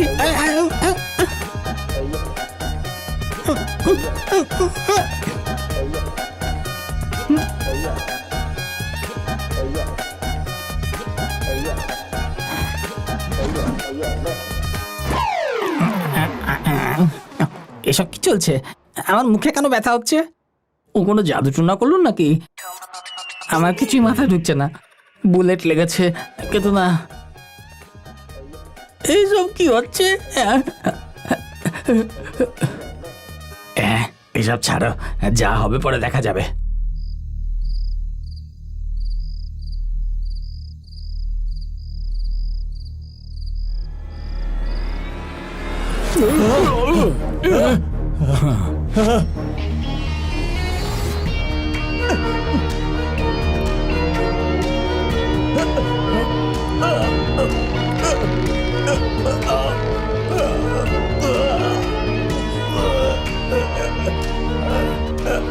কি নিঃশ্বাস নিতে পারছিস না?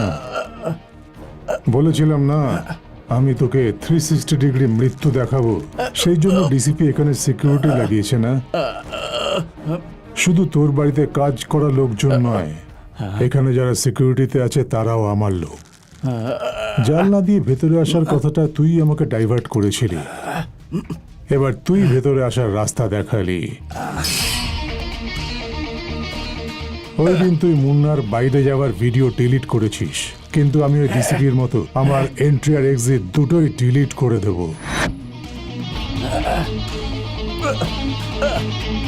তুই আইনের চোখে ধুলো দিয়েছিস, এবার আমি তোকে জমালয়ে ঘুরতে নিয়ে যাব। একজন হার্ডকোর ক্রিমিনালের সঙ্গে গেম খেলতে কেমন লাগে বুঝলি তাহলে? Enjoy the game.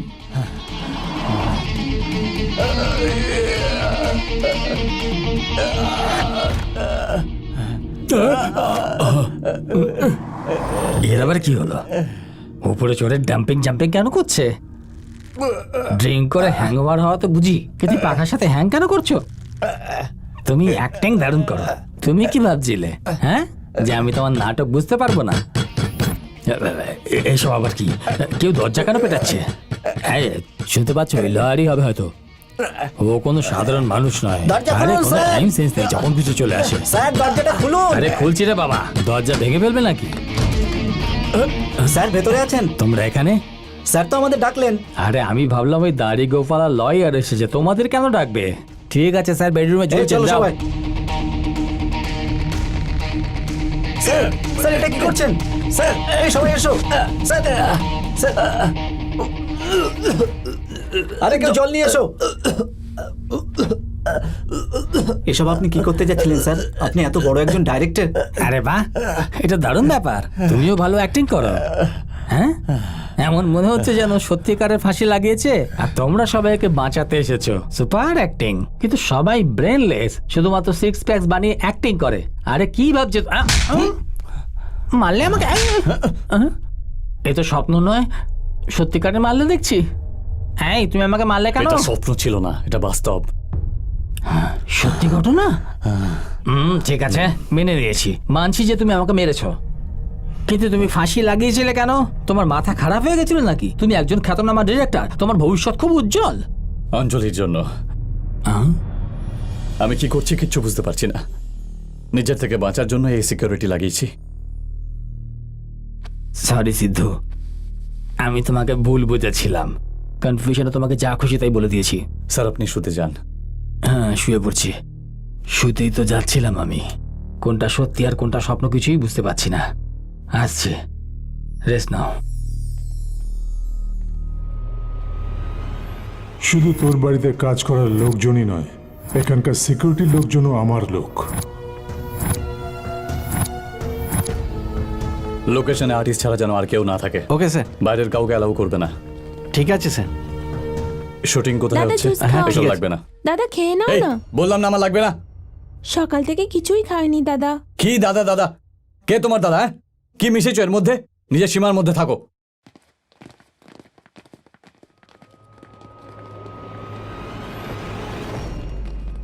এই কে তুমি? স্যার আমি আপনার ড্রাইভার রামসেবকের শালা। ওনার রাতে অ্যাক্সিডেন্ট হয়েছেন, কেউ জেনে বুঝে ওনার গাড়িতে ধাক্কা মেরেছে, তাই উনি আমাকে পাঠিয়েছেন স্যার। চাবি আমাকে দাও। গাড়ি ভালো চালায় স্যার। এই চাবি আমাকে দাও। স্যার স্যার আমি চালাবো স্যার। তোমায় কি বললাম বুঝতে পারলে না? চাবি দাও। হ্যাঁ স্যার। তুমি পিছনের গাড়িতে এসো, তোমরাও ফলো করো।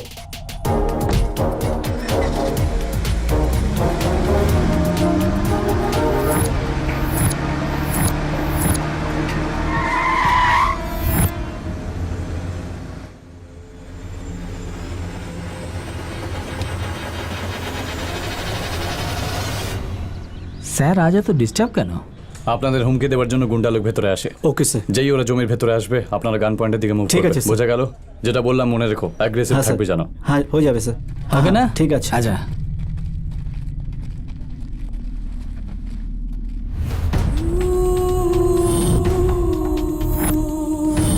ঠিক আছে স্যার। কে রে তুই? আর্টিস্টের দিকে এম করতে বলেছিলাম, আমার দিকে নয়, বুঝলি? কে তুই বল? স্যার স্যার, এ আমাদের আর্টিস্ট স্যার, দুদিনটে ফিল্মে কাজ করেছে। একে বাইরে বের করে অন্য কাউকে নিয়ে এসো। স্যার এখনই? Pack up.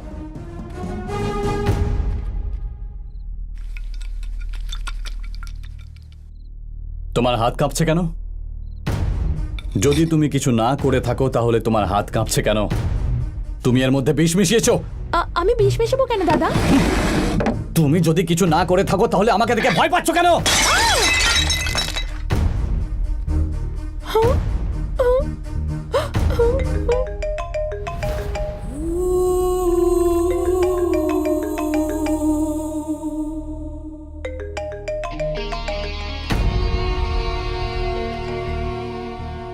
কি হয়েছে? পাগলের মতন ব্যবহার করছিস। জুসে কি আছে জানিস না, খাবারে বিষ মিশিয়েছে কিনা জানিস না। তোর ড্রাইভারকে আমার ড্রাইভার মনে করছিস, সেটে আর্টিস্টের গায়ে হাত তুলছিস, বাড়িতে কাজের লোককে বকাবকি করছিস। তোর পরিস্থিতি এমন যেন আয়নার সামনে দাঁড়িয়ে নিজের উপর নিজেরই আশঙ্কা হচ্ছে। তুই কেমন ছিলি আর কেমন হয়ে গেছিস। চল তাড়াতাড়ি দেখা হচ্ছে। Good night. সরি, এখন থেকে তো শুধু ব্যাড নাইটই হবে।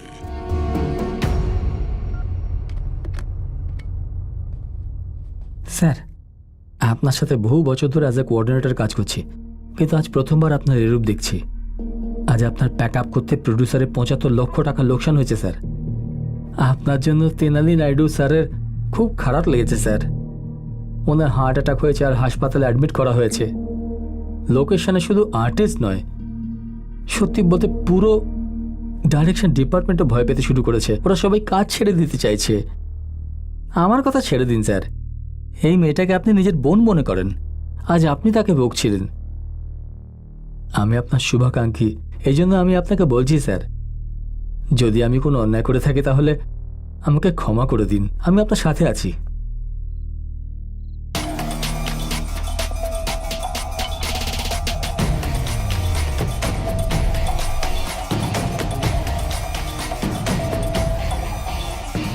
ওদিক থেকে কার উড়ে এসে ট্রান্সফরমারের সাথে যেন ধাক্কা লাগে। Okay, sir. যখন মানুষের উপর এসে পড়বে তখন সবাই পালাতে থাকবে, আছে, ঠিক কিন্তু নিচে যারা দাঁড়িয়ে থাকবে তাদের যেন কিছু না হয়।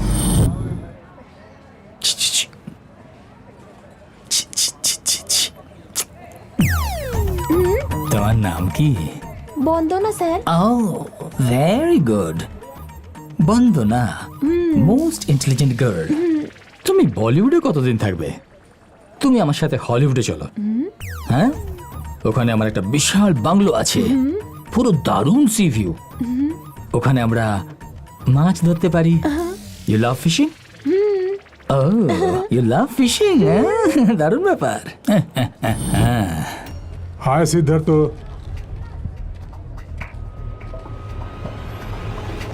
এটা কি যাকে রাগে গরম হওয়া উচিত সে ফ্রিজের আইস কিউবের মতো শীতল?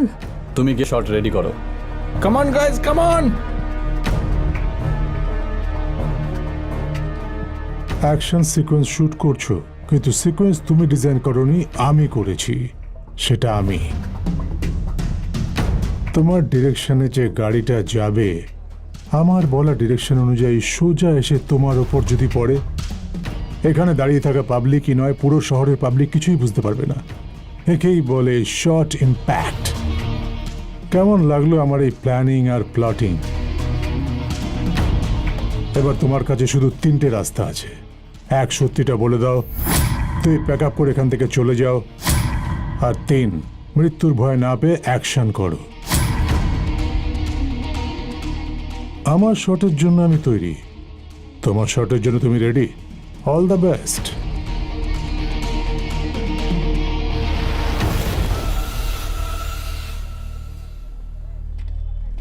Sir sir sir sir sir, আপনি যেভাবে আমাকে দেখছেন তাতে এটা মনে হয় যে আপনি আমাকে চেনেন না। আপনাকে একটা কথা বলবো স্যার, আপনি আমাকে খুব ভালোভাবেই চেনেন। ওই দিন আমাদের কেমিস্ট্রি দারুণ ছিল। আপনি এভাবে দেখছেন আমি বুঝতে পারছি স্যার। আমি একটা অনেক বড় গাধা স্যার। আমি কি করবো বলুন, আমার মুখটাই এরকম। যখন আমি ফার্স্ট টাইম ইন্ডিয়াতে এসেছিলাম তখন ভিখারি হয়েছিলাম, আর যখন আমি সেকেন্ড টাইম ইন্ডিয়াতে এলাম তখন কেলভিনের মতো কিলিং সিন ক্রিয়েট হলো স্যার। ওই ফিল্মে ডিরেক্টর তার ওয়াইফকে মেরেছিল, তাই না? ন্যায়ের সাথে অন্যায় করেছিল। ও ইমোশনের সঙ্গে বাড়িতে এসেছিল, আর আমার ইমোশন না বুঝে তোমার ওভার অ্যাক্টিং করা, তারপর তোমার হাত দিয়ে ওকে গুলি চালানো, এইভাবেই তো হয়েছিল না আমাদের সাক্ষাৎ? হ্যাঁ, কারেক্ট, একদম ঠিক বলেছেন স্যার। আপনি একদম ঠিক বলছেন। আপনি আমাকে মারলেন, বোথ আর correct. May I know the reason why sir? Why do you beat me? তুমি ওর উপর গুলি চালিয়েছিলে, এটা সত্যি। আমি ফাঁসির দড়ি টাঙিয়েছিলাম, এটাও সত্যি। আর আমি এবার ওকে মারতে চলেছি, এটাও সত্যি। আপনি কি ওকে মারতে যাচ্ছেন? আমার মনে হয় আমার এখানে থাকাটা একদম সেফ হবে না।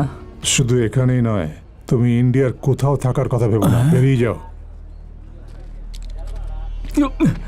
বাপরে, আমার ভিসার সময় শেষ হয়ে গেছে। খুব তাড়াতাড়ি আমার এখান থেকে কেটে পড়তে হবে। Okay, going for take. Sir, shot ready, take করব? স্যার, শট রেডি, টেক করব? ইয়া,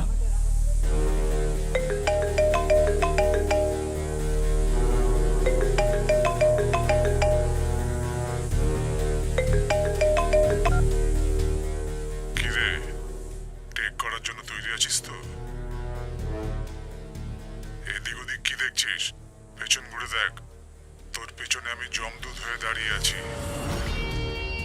এবার তুই প্যাক আপ বলে কেটে পড়, না হলে আত্মা হয়ে ঘুরে বেড়াতে হবে। Take master. Okay sir, rolling.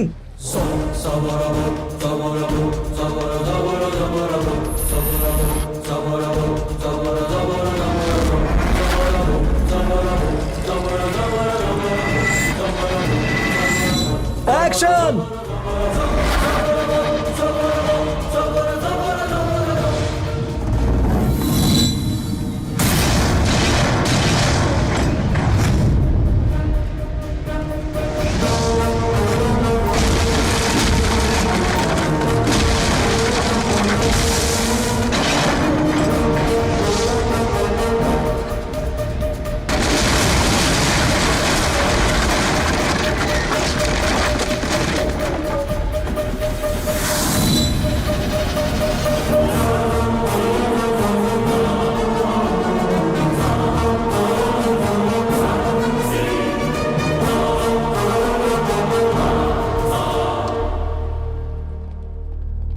How is it doctor?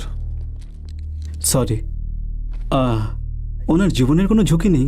দেখতে বলতে তো উনি পারবেন, কিন্তু কঠিন আঘাত লাগার ফলে ওনার স্পাইনাল কর্ড ফেটে গেছে, আর উনি কখনো চলাফেরা করতে পারবেন না। ওনার জ্ঞান ফিরেছে? হ্যাঁ, এসে গেছে। ওনাকে অন্য বেডে শিফট করা হয়েছে, আপনি একা গিয়ে কথা বলতে পারেন। Thank you doctor. Doctor Nabin, রিপোর্টগুলো আমার টেবিলে পাঠান। ঠিক আছে স্যার।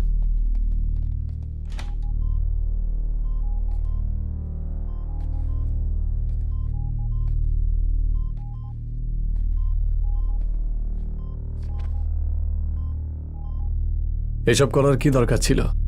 আমি তো বলেইছিলাম আপনি আমার কিচ্ছু করতে পারবেন না। এই বিষয়টা এখানেই ভুলে যান। তোমার মুখ থেকে সত্যিটা বের করব, তোমাকে মৃত্যুর মুখোমুখি করাবো, এরকম বলেছিলেন আপনি। আপনি নিজেই মৃত্যুর মুখে গিয়ে একটুর জন্য বেঁচে গেলেন। এই বয়সে দাবা আর তাস খেলার বদলে এত বড় রিস্ক নেওয়ার প্রয়োজন ছিল কি? সেজন্য যে গল্পটা আপনি শুরু করলেন সেটা আমি শেষ করে দিলাম। সত্যি বলতে আপনার অ্যাক্সিডেন্ট হয়নি, আমি আপনার ওপর অ্যাটাক করিয়েছিলাম। আপনি এখনো পর্যন্ত আপনার জীবনটা কারো সাহায্য ছাড়াই কাটিয়েছেন, কিন্তু এখন থেকে আপনাকে হুইল চেয়ারের সাহায্য নিতে হবে। না, the game is finished. Sir, আপনার যদি কখনো কোনো কিছুর প্রয়োজন হয় তাহলে আমি আছি, সেটা ভুলে যাবেন না। আশা করি তাড়াতাড়ি সুস্থ হয়ে উঠুন।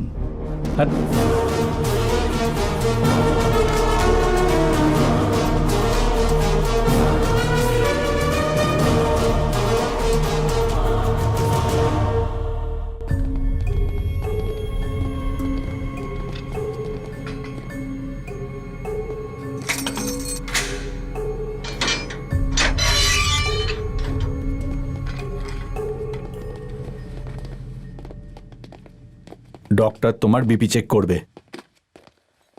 কেন স্যার? পরশু সকালে তোমার ফাঁসি হবে যে।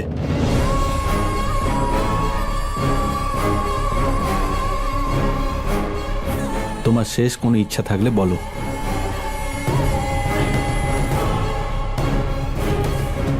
আমি ডাইরেক্টর সিদ্ধার্থের সাথে কথা বলতে চাই। মুন্না নামের আসামির ফাঁসি হতে আর মাত্র 13 ঘন্টা বাকি আছে।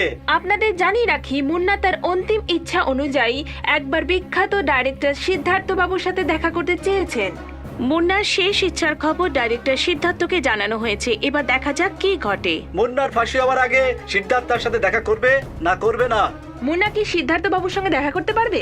এই অপরাধের জন্য মুন্না কি ক্ষমা চাইবে নাকি? এখন এটাই জানার বিষয় যে মুন্না সিদ্ধার্থের সাথে দেখা করে কি কথা বলবে। এটা কি হলো? আমার ছেলের জীবন বাঁচানোর জন্য আপনি নিজের জীবনটাই হারাতে বসেছিলেন। জিজ্ঞাসা করা অনুচিত হবে। মায়ের মন তো, এই জন্য জিজ্ঞাসা করছি, আমার ছেলেটাকে কি বাঁচানোর কোনো রাস্তা নেই?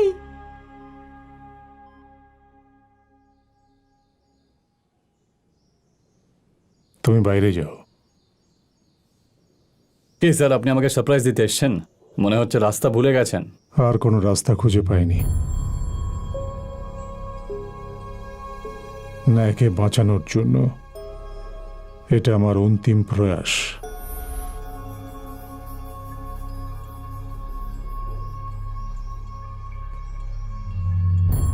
তোমার পুরো ব্যাকগ্রাউন্ড আমি চেক করেছি, জানতে পারি তুমি অনেক পরিবারকেই সাহায্য করেছো।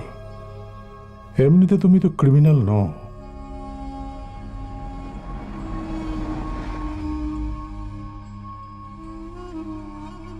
তুমি তোমার ওয়াইফকে কেন খুন করেছো সেটাও আমি জানতে চাই না।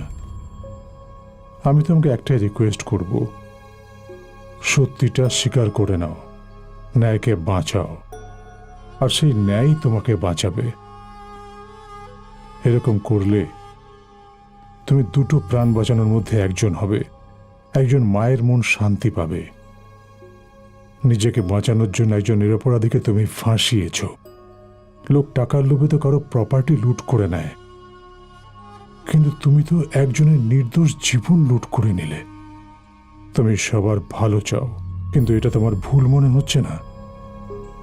সেই জন্য বলছি, নিজের অপরাধ স্বীকার করো আর ন্যায়কে বাঁচাও। হতে পারে তোমার সাজা কম হয়ে যাবে।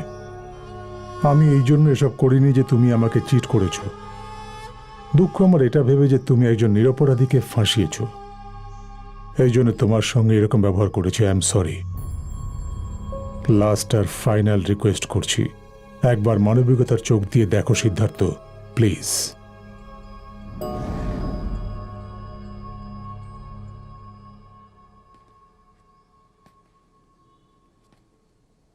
বাঘের মতো হুঙ্কার করা মানুষটা এইভাবে হেরে যাবে দেখে ভালো লাগছে না। এই সিচুয়েশনে দাঁড়িয়েও আপনি ন্যায়ের পক্ষে কথা বলছেন, এজন্য আমি আপনাকে এত পছন্দ করি স্যার। এইমাত্র আপনি বললেন আমি ক্রিমিনাল নয়, এটাই যথেষ্ট স্যার। আপনি আমাকে বুঝতে পেরেছেন। কিন্তু ওই দিন অঞ্জলি আমাকে না বুঝেই সারেন্ডার করতে বলেছিল। সারেন্ডার করবে কেন বলো তো?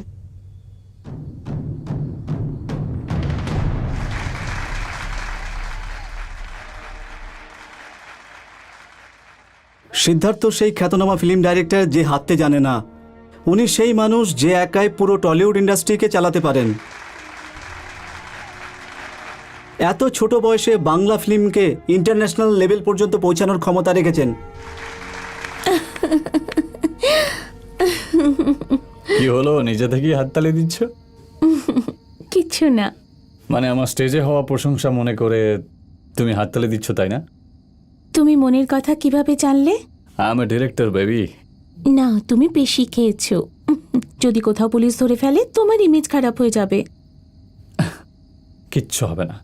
দুটো রাজ্যেরই পুলিশ আমাকে চেনে, আমার অটোগ্রাফ নেবে আর আমাকে ছেড়ে দেবে। এমনিতে আমি খুব বেশি খাই না, তুমি সেটা জানো। আজ আমি খুব খুশি, সেজন্য একটু বেশি খেয়ে ফেলেছি। অঞ্জলি, তোমাকে একটা কথা বলবো। সাকসেস হওয়ার পর যে খুশি পাওয়া যায় তার সামনে এই মদ কিচ্ছু না। সেটা তো তোমাকে আমি একটা কথা বলতে ভুলে গেছি। আমি বলেছিলাম না মুন্না নামের একটা ছেলে আমায় খুব ডিস্টার্ব করে। কিছুদিন আগে আমি ওকে আমার প্রতিবেশী হরিনারায়ণ বাবুর বাড়িতে কাজ করতে দেখেছি। আমার মনে হচ্ছিল ও পুরোপুরি বদলে গেছে।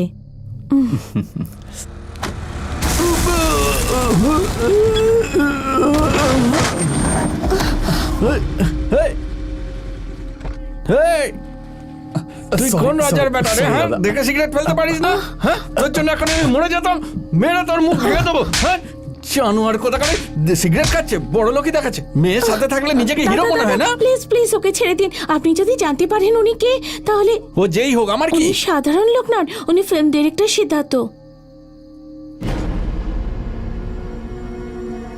সরি স্যার, ভুল করে আপনার গায়ে হাত তুলে ফেলেছি।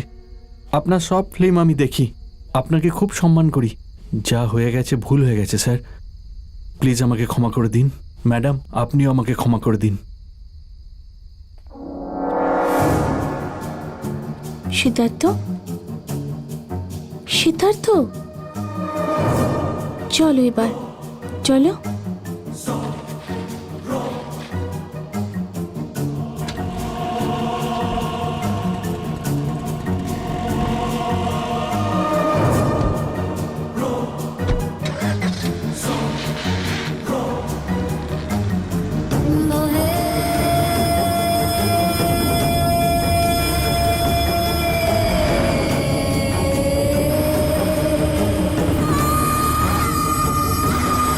Siddharth, stop the car! Siddhartha, stop the car! Siddhartha, কি করছো তুমি?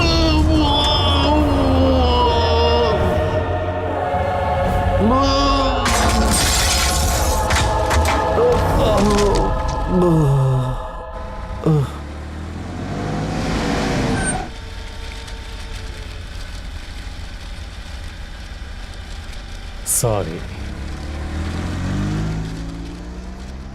হাইওয়েতে হওয়া দুর্ঘটনা পুরো পরিবারকে একেবারে তছনছ করে দিয়েছে। রবিবার রাত্রে একজন কৃষক তার জমির ফসল বিক্রি করে টাকা নিয়ে বাড়ি ফিরছিলেন, আর রাস্তার অ্যাক্সিডেন্টে তার মৃত্যু হয়। নিজের স্বামীর নেওয়া ঋণ কিভাবে শোধ করবেন আর দুই মেয়েকে কিভাবে মানুষ করবেন, এই ভেবে ওনার পত্নী নিজেই ওই দুই মেয়েকে বিষ খাইয়ে দেন। সেখানে ছোট মেয়ে জীবন মৃত্যুর সাথে আইসিইউতে লড়াই করে চলেছে। কিন্তু এই ঘটনার পরেও ছোট মেয়ে কি বাঁচতে পারবে, সেটাই এখন জানার বিষয়। দুদিন আইসিইউতে থাকার পর ছোট বাচ্চা মেয়েকে কোর্টের পারমিশন নিয়ে 2 মিনিটের জন্য তার জ্ঞান ফিরিয়ে পরিবারের মৃত সদস্যদের একবার শেষ দেখানো করানোর জন্য হাসপাতাল কমিটি এই সিদ্ধান্ত নিয়েছে। কিন্তু আইসিইউ থেকে বাচ্চাটাকে বের করে এইভাবে দেখানোটা কি উচিত হবে? এই পরিস্থিতিতে নিজের মা বাবার মৃত শরীরকে দেখে ওই বাচ্চা কি নিজেকে সামলাতে পারবে?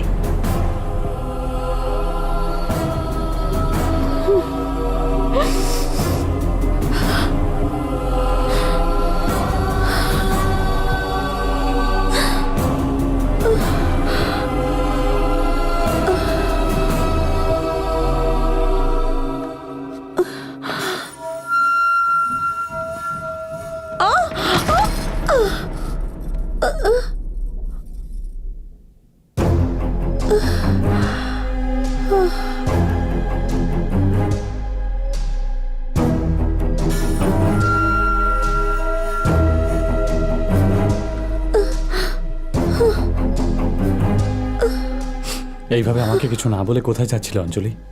চলো ভেতরে চলো।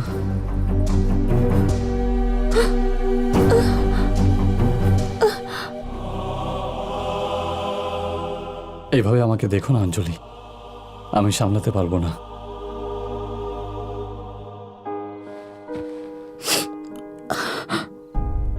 থানা যাচ্ছিলে আমার নামে কমপ্লেন করতে? একটু ধৈর্য ধরো তুমি। অনেক ক্লান্ত তুমি অঞ্জলি। এই নাও, খেয়ে নাও অঞ্জলি, খেয়ে নাও প্লিজ।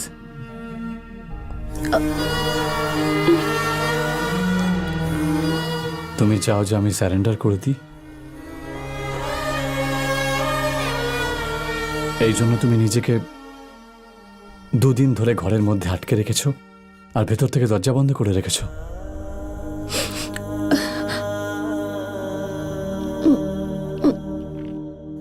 আমি ক্রিমিনাল নয় অঞ্জলি, আমি ক্রিয়েটার। আমাকে আজ পর্যন্ত কেউ কখনো বকেনি, আর আমি আমার নিজের হার্ডওয়ার্কে এই পর্যন্ত পৌঁছেছি। সোসাইটিতে অনেক নাম আর সম্মান পেয়েছি আমি। ওই লোকটার উপর ভুল করে সিগারেটটা ফেলে দিয়েছিলাম আর ও আমাকে থাপ্পড় মারলো। আজ পর্যন্ত আমার সাথে কেউ এরকম দুর্ব্যবহার করেনি। রাগের মাথায় আমি কি করেছি এটা আমি নিজেও জানি না। আমার চোখ দিয়ে জল পড়ছে যখন আমি টিভিতে সবকিছু দেখলাম। আমি কখনো ভাবিনি যে আমার রাগের কারণে এইভাবে সবকিছু বদলে যাবে। তুমিই বলো অঞ্জলি, আমাদের বিয়ে হয়েছে 3 বছর হয়ে গেল। কোনো ভুল কাজ করেছি? এরকম কোনো কাজ করেছি যেটা তোমার পছন্দ ছিল না? তাহলে এই ভুলের জন্য তুমি আমাকে ক্ষমা করে দিচ্ছ না কেন? বলো অঞ্জলি, ক্ষমা কেন করছো না? তুমি কোনো সাধারণ অন্যায় করনি যে তোমাকে ক্ষমা করে দেবো সিদ্ধার্থ। তুমি একজন মানুষের জীবন নিয়েছো, একটা পরিবারকে নিঃস্ব করে দিয়েছো। তোমার কারণে একটা ছোট বাচ্চা অনাথ হয়ে গেছে। একটা কাজ করা যাক অঞ্জলি, ওই বাচ্চাকে আমরা অ্যাডপ্ট করে নিই। আমাদের কোনো বাচ্চা নেই, ওই আমাদের মেয়ে হবে। আমার সবকিছু ওরই হবে। আর আমরা ওকে এত ভালোবাসবো যে ওর কখনো নিজের বাবা মায়ের কথা মনে পড়বে না। ঠিক আছে অঞ্জলি? তোমার ভুলটা এত ছোট নয় যে তুমি সেটা শুধরে নিতে পারো। তুমি অনেক বড় অপরাধ করেছো, যার জন্য তোমার সাজা পাওয়া উচিত। তুমি বলতে চাইছো যে আমি জেলে গেলে তুমি শান্তি পাবে? শান্তিতে থাকবো না আমি সিদ্ধার্থ, তবে তুমি নিজের ভুল স্বীকার করে নিলে সারা জীবন তোমার জন্য অপেক্ষা করব। আর ওই বাচ্চার জীবন? আমি ওকে নিজের মেয়ের মতো পালন করব। ডোন্ট ওয়ারি, আমি ওর খেয়াল রাখবো। চলো থানায় গিয়ে নিজেকে সারেন্ডার করে দাও।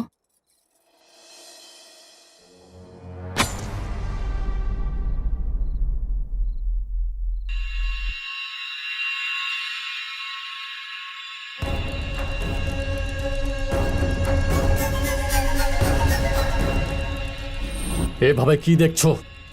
ভালোবেসে বললে বুঝতে পারো না? নিজের স্বামীকে জেলে পাঠিয়ে হয়তো তোমার খুশি হবে, কিন্তু আমার সম্মানে একটু দাগ লাগলে আমি সহ্য করতে পারবো না। তার মানে তুমি আমার থেকে? ছ্যাঃ, তোমার কি অস্তিত্ব? আমার সম্মান আমার প্রাণের থেকেও বেশি প্রিয়, আর সেটা বাঁচানোর জন্য আমি যা খুশি করতে পারি, এমনকি তোমাকেও মারতে পারি। একটা সময় ছিল তোমাকে ভগবান মনে হতো, আর এখন তো তোমাকে দেখে মানুষ মনে হয় না। আমার সিদ্ধার্থ 2 দিন আগে মারা গেছে।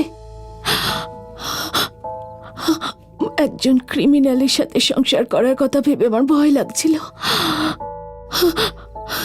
আর তুমি আমার সব ভয় কাটিয়ে দিলে। Thank you.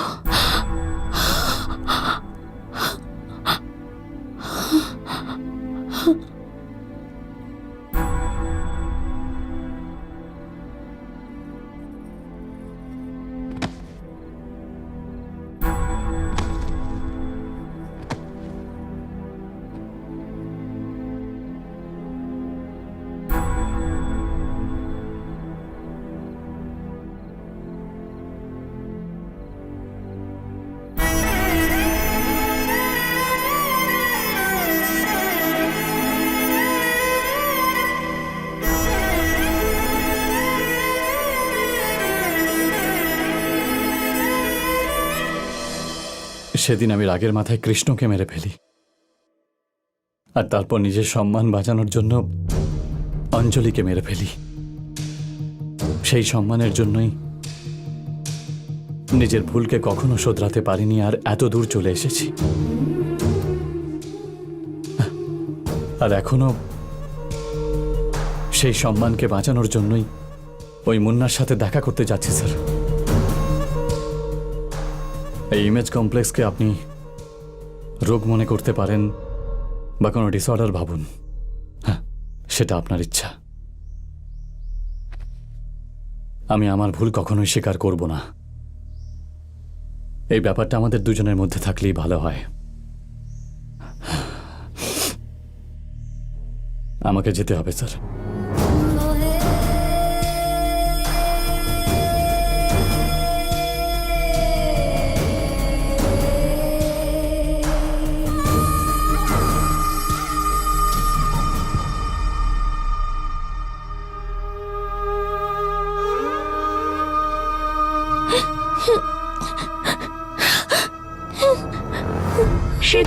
মুন্নার সঙ্গে দেখা করতে যাচ্ছে, আর এই খবর আমাদের রিপোর্টার আমাদের জানিয়েছে। জানবি, এটা বলো সেন্ট্রাল জেলের বর্তমান পরিস্থিতি কি? সিদ্ধার্থকে দেখার জন্য এখানে মানুষ কাতারে কাতারে দাঁড়িয়ে আছে। আজ ঠিক কি ঘটতে চলেছে তা আমরা এখনো পর্যন্ত পরিষ্কারভাবে জানতে পারিনি। মুন্নার ফাঁসি কি আদৌ রোধ করা যাবে সেটা এখন জানার বিষয়। মানুষ কিভাবে দাঁড়িয়ে আছে কেউ ভাবতেই পারেনি যে খ্যাতনামা এই ডাইরেক্টরের সাথে এরকম কিছু ঘটতে পারে। কি বললে তুমি? তোমার মাথা খারাপ? ওই ডাইরেক্টরকে খ্যাতনামা বলছো? তুমি আদৌ জানো সত্যটা কি? আচ্ছা, আপনার পরিচয়?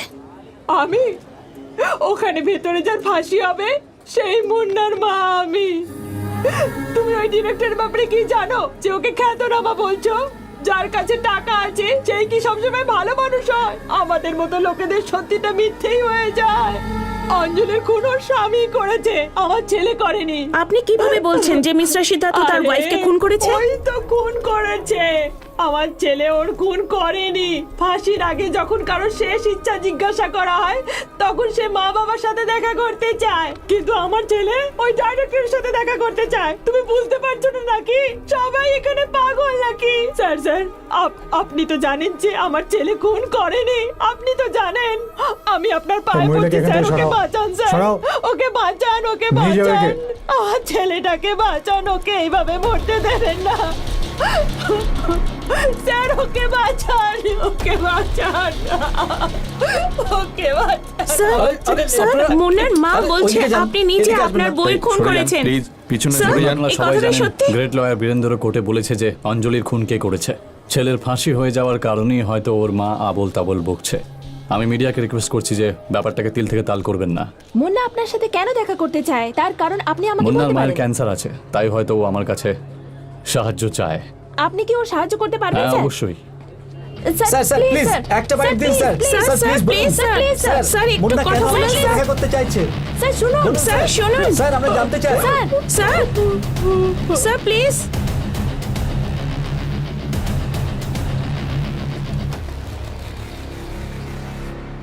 স্যার, মুন্না আপনার সাথে কথা বলতে চাই, তাই ওখানে অপেক্ষা করছে। আপনি একটু কথা বলুন।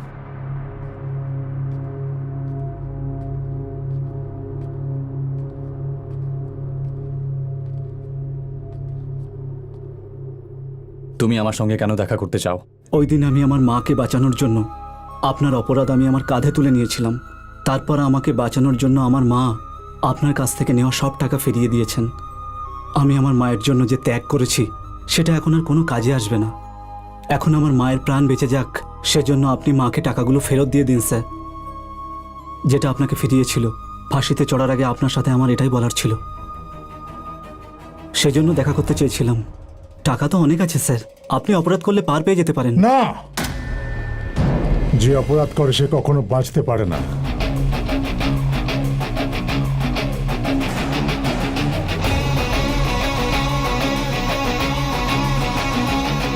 কি হলো? বলেছিলাম না আমি তোমার মুখ থেকে সত্যিটা বের করিয়েই ছাড়বো। তোমার বাড়িতে তোমাকে শুট করবার সময় থেকে খেলা শুরু করেছিলাম। যেদিন তোমাকে ফাঁসিতে ঝুলিয়েছিলাম সেই দিনই বেডরুমে ক্যামেরা ফিট করেছিলাম।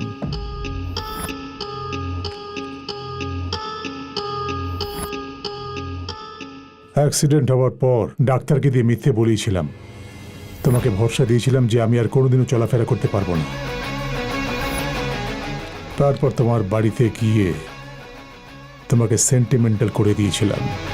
তুমি ভেবেছিলে আমি আর কিছুই করতে পারবো না, তাই না? তারপর তুমি এমনভাবে এসে সত্যি বলতে লাগলে যেন কড়াইতে খই ফুটছে। তুমি যে অ্যাক্সিডেন্ট করিয়েছিলে সেটা দিয়েই তোমার আর্ট শেষ হয়ে গেছে।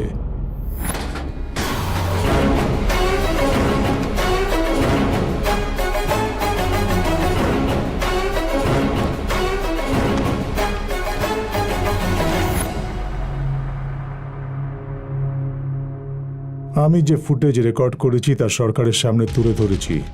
এই ফাঁসিকে স্তব্ধ করার জন্য গভর্নরের দেওয়া বিশেষ চিঠি, আর এই হলো হাইকোর্টের ইস্যু করা তোমার অ্যারেস্ট ওয়ারেন্ট।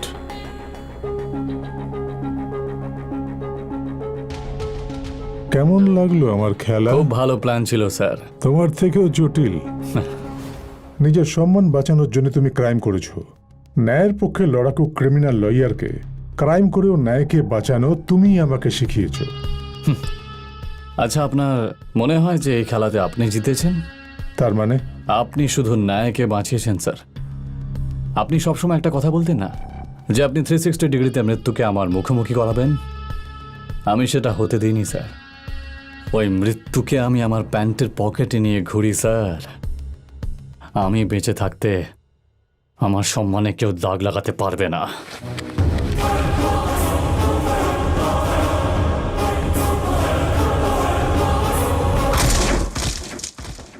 নো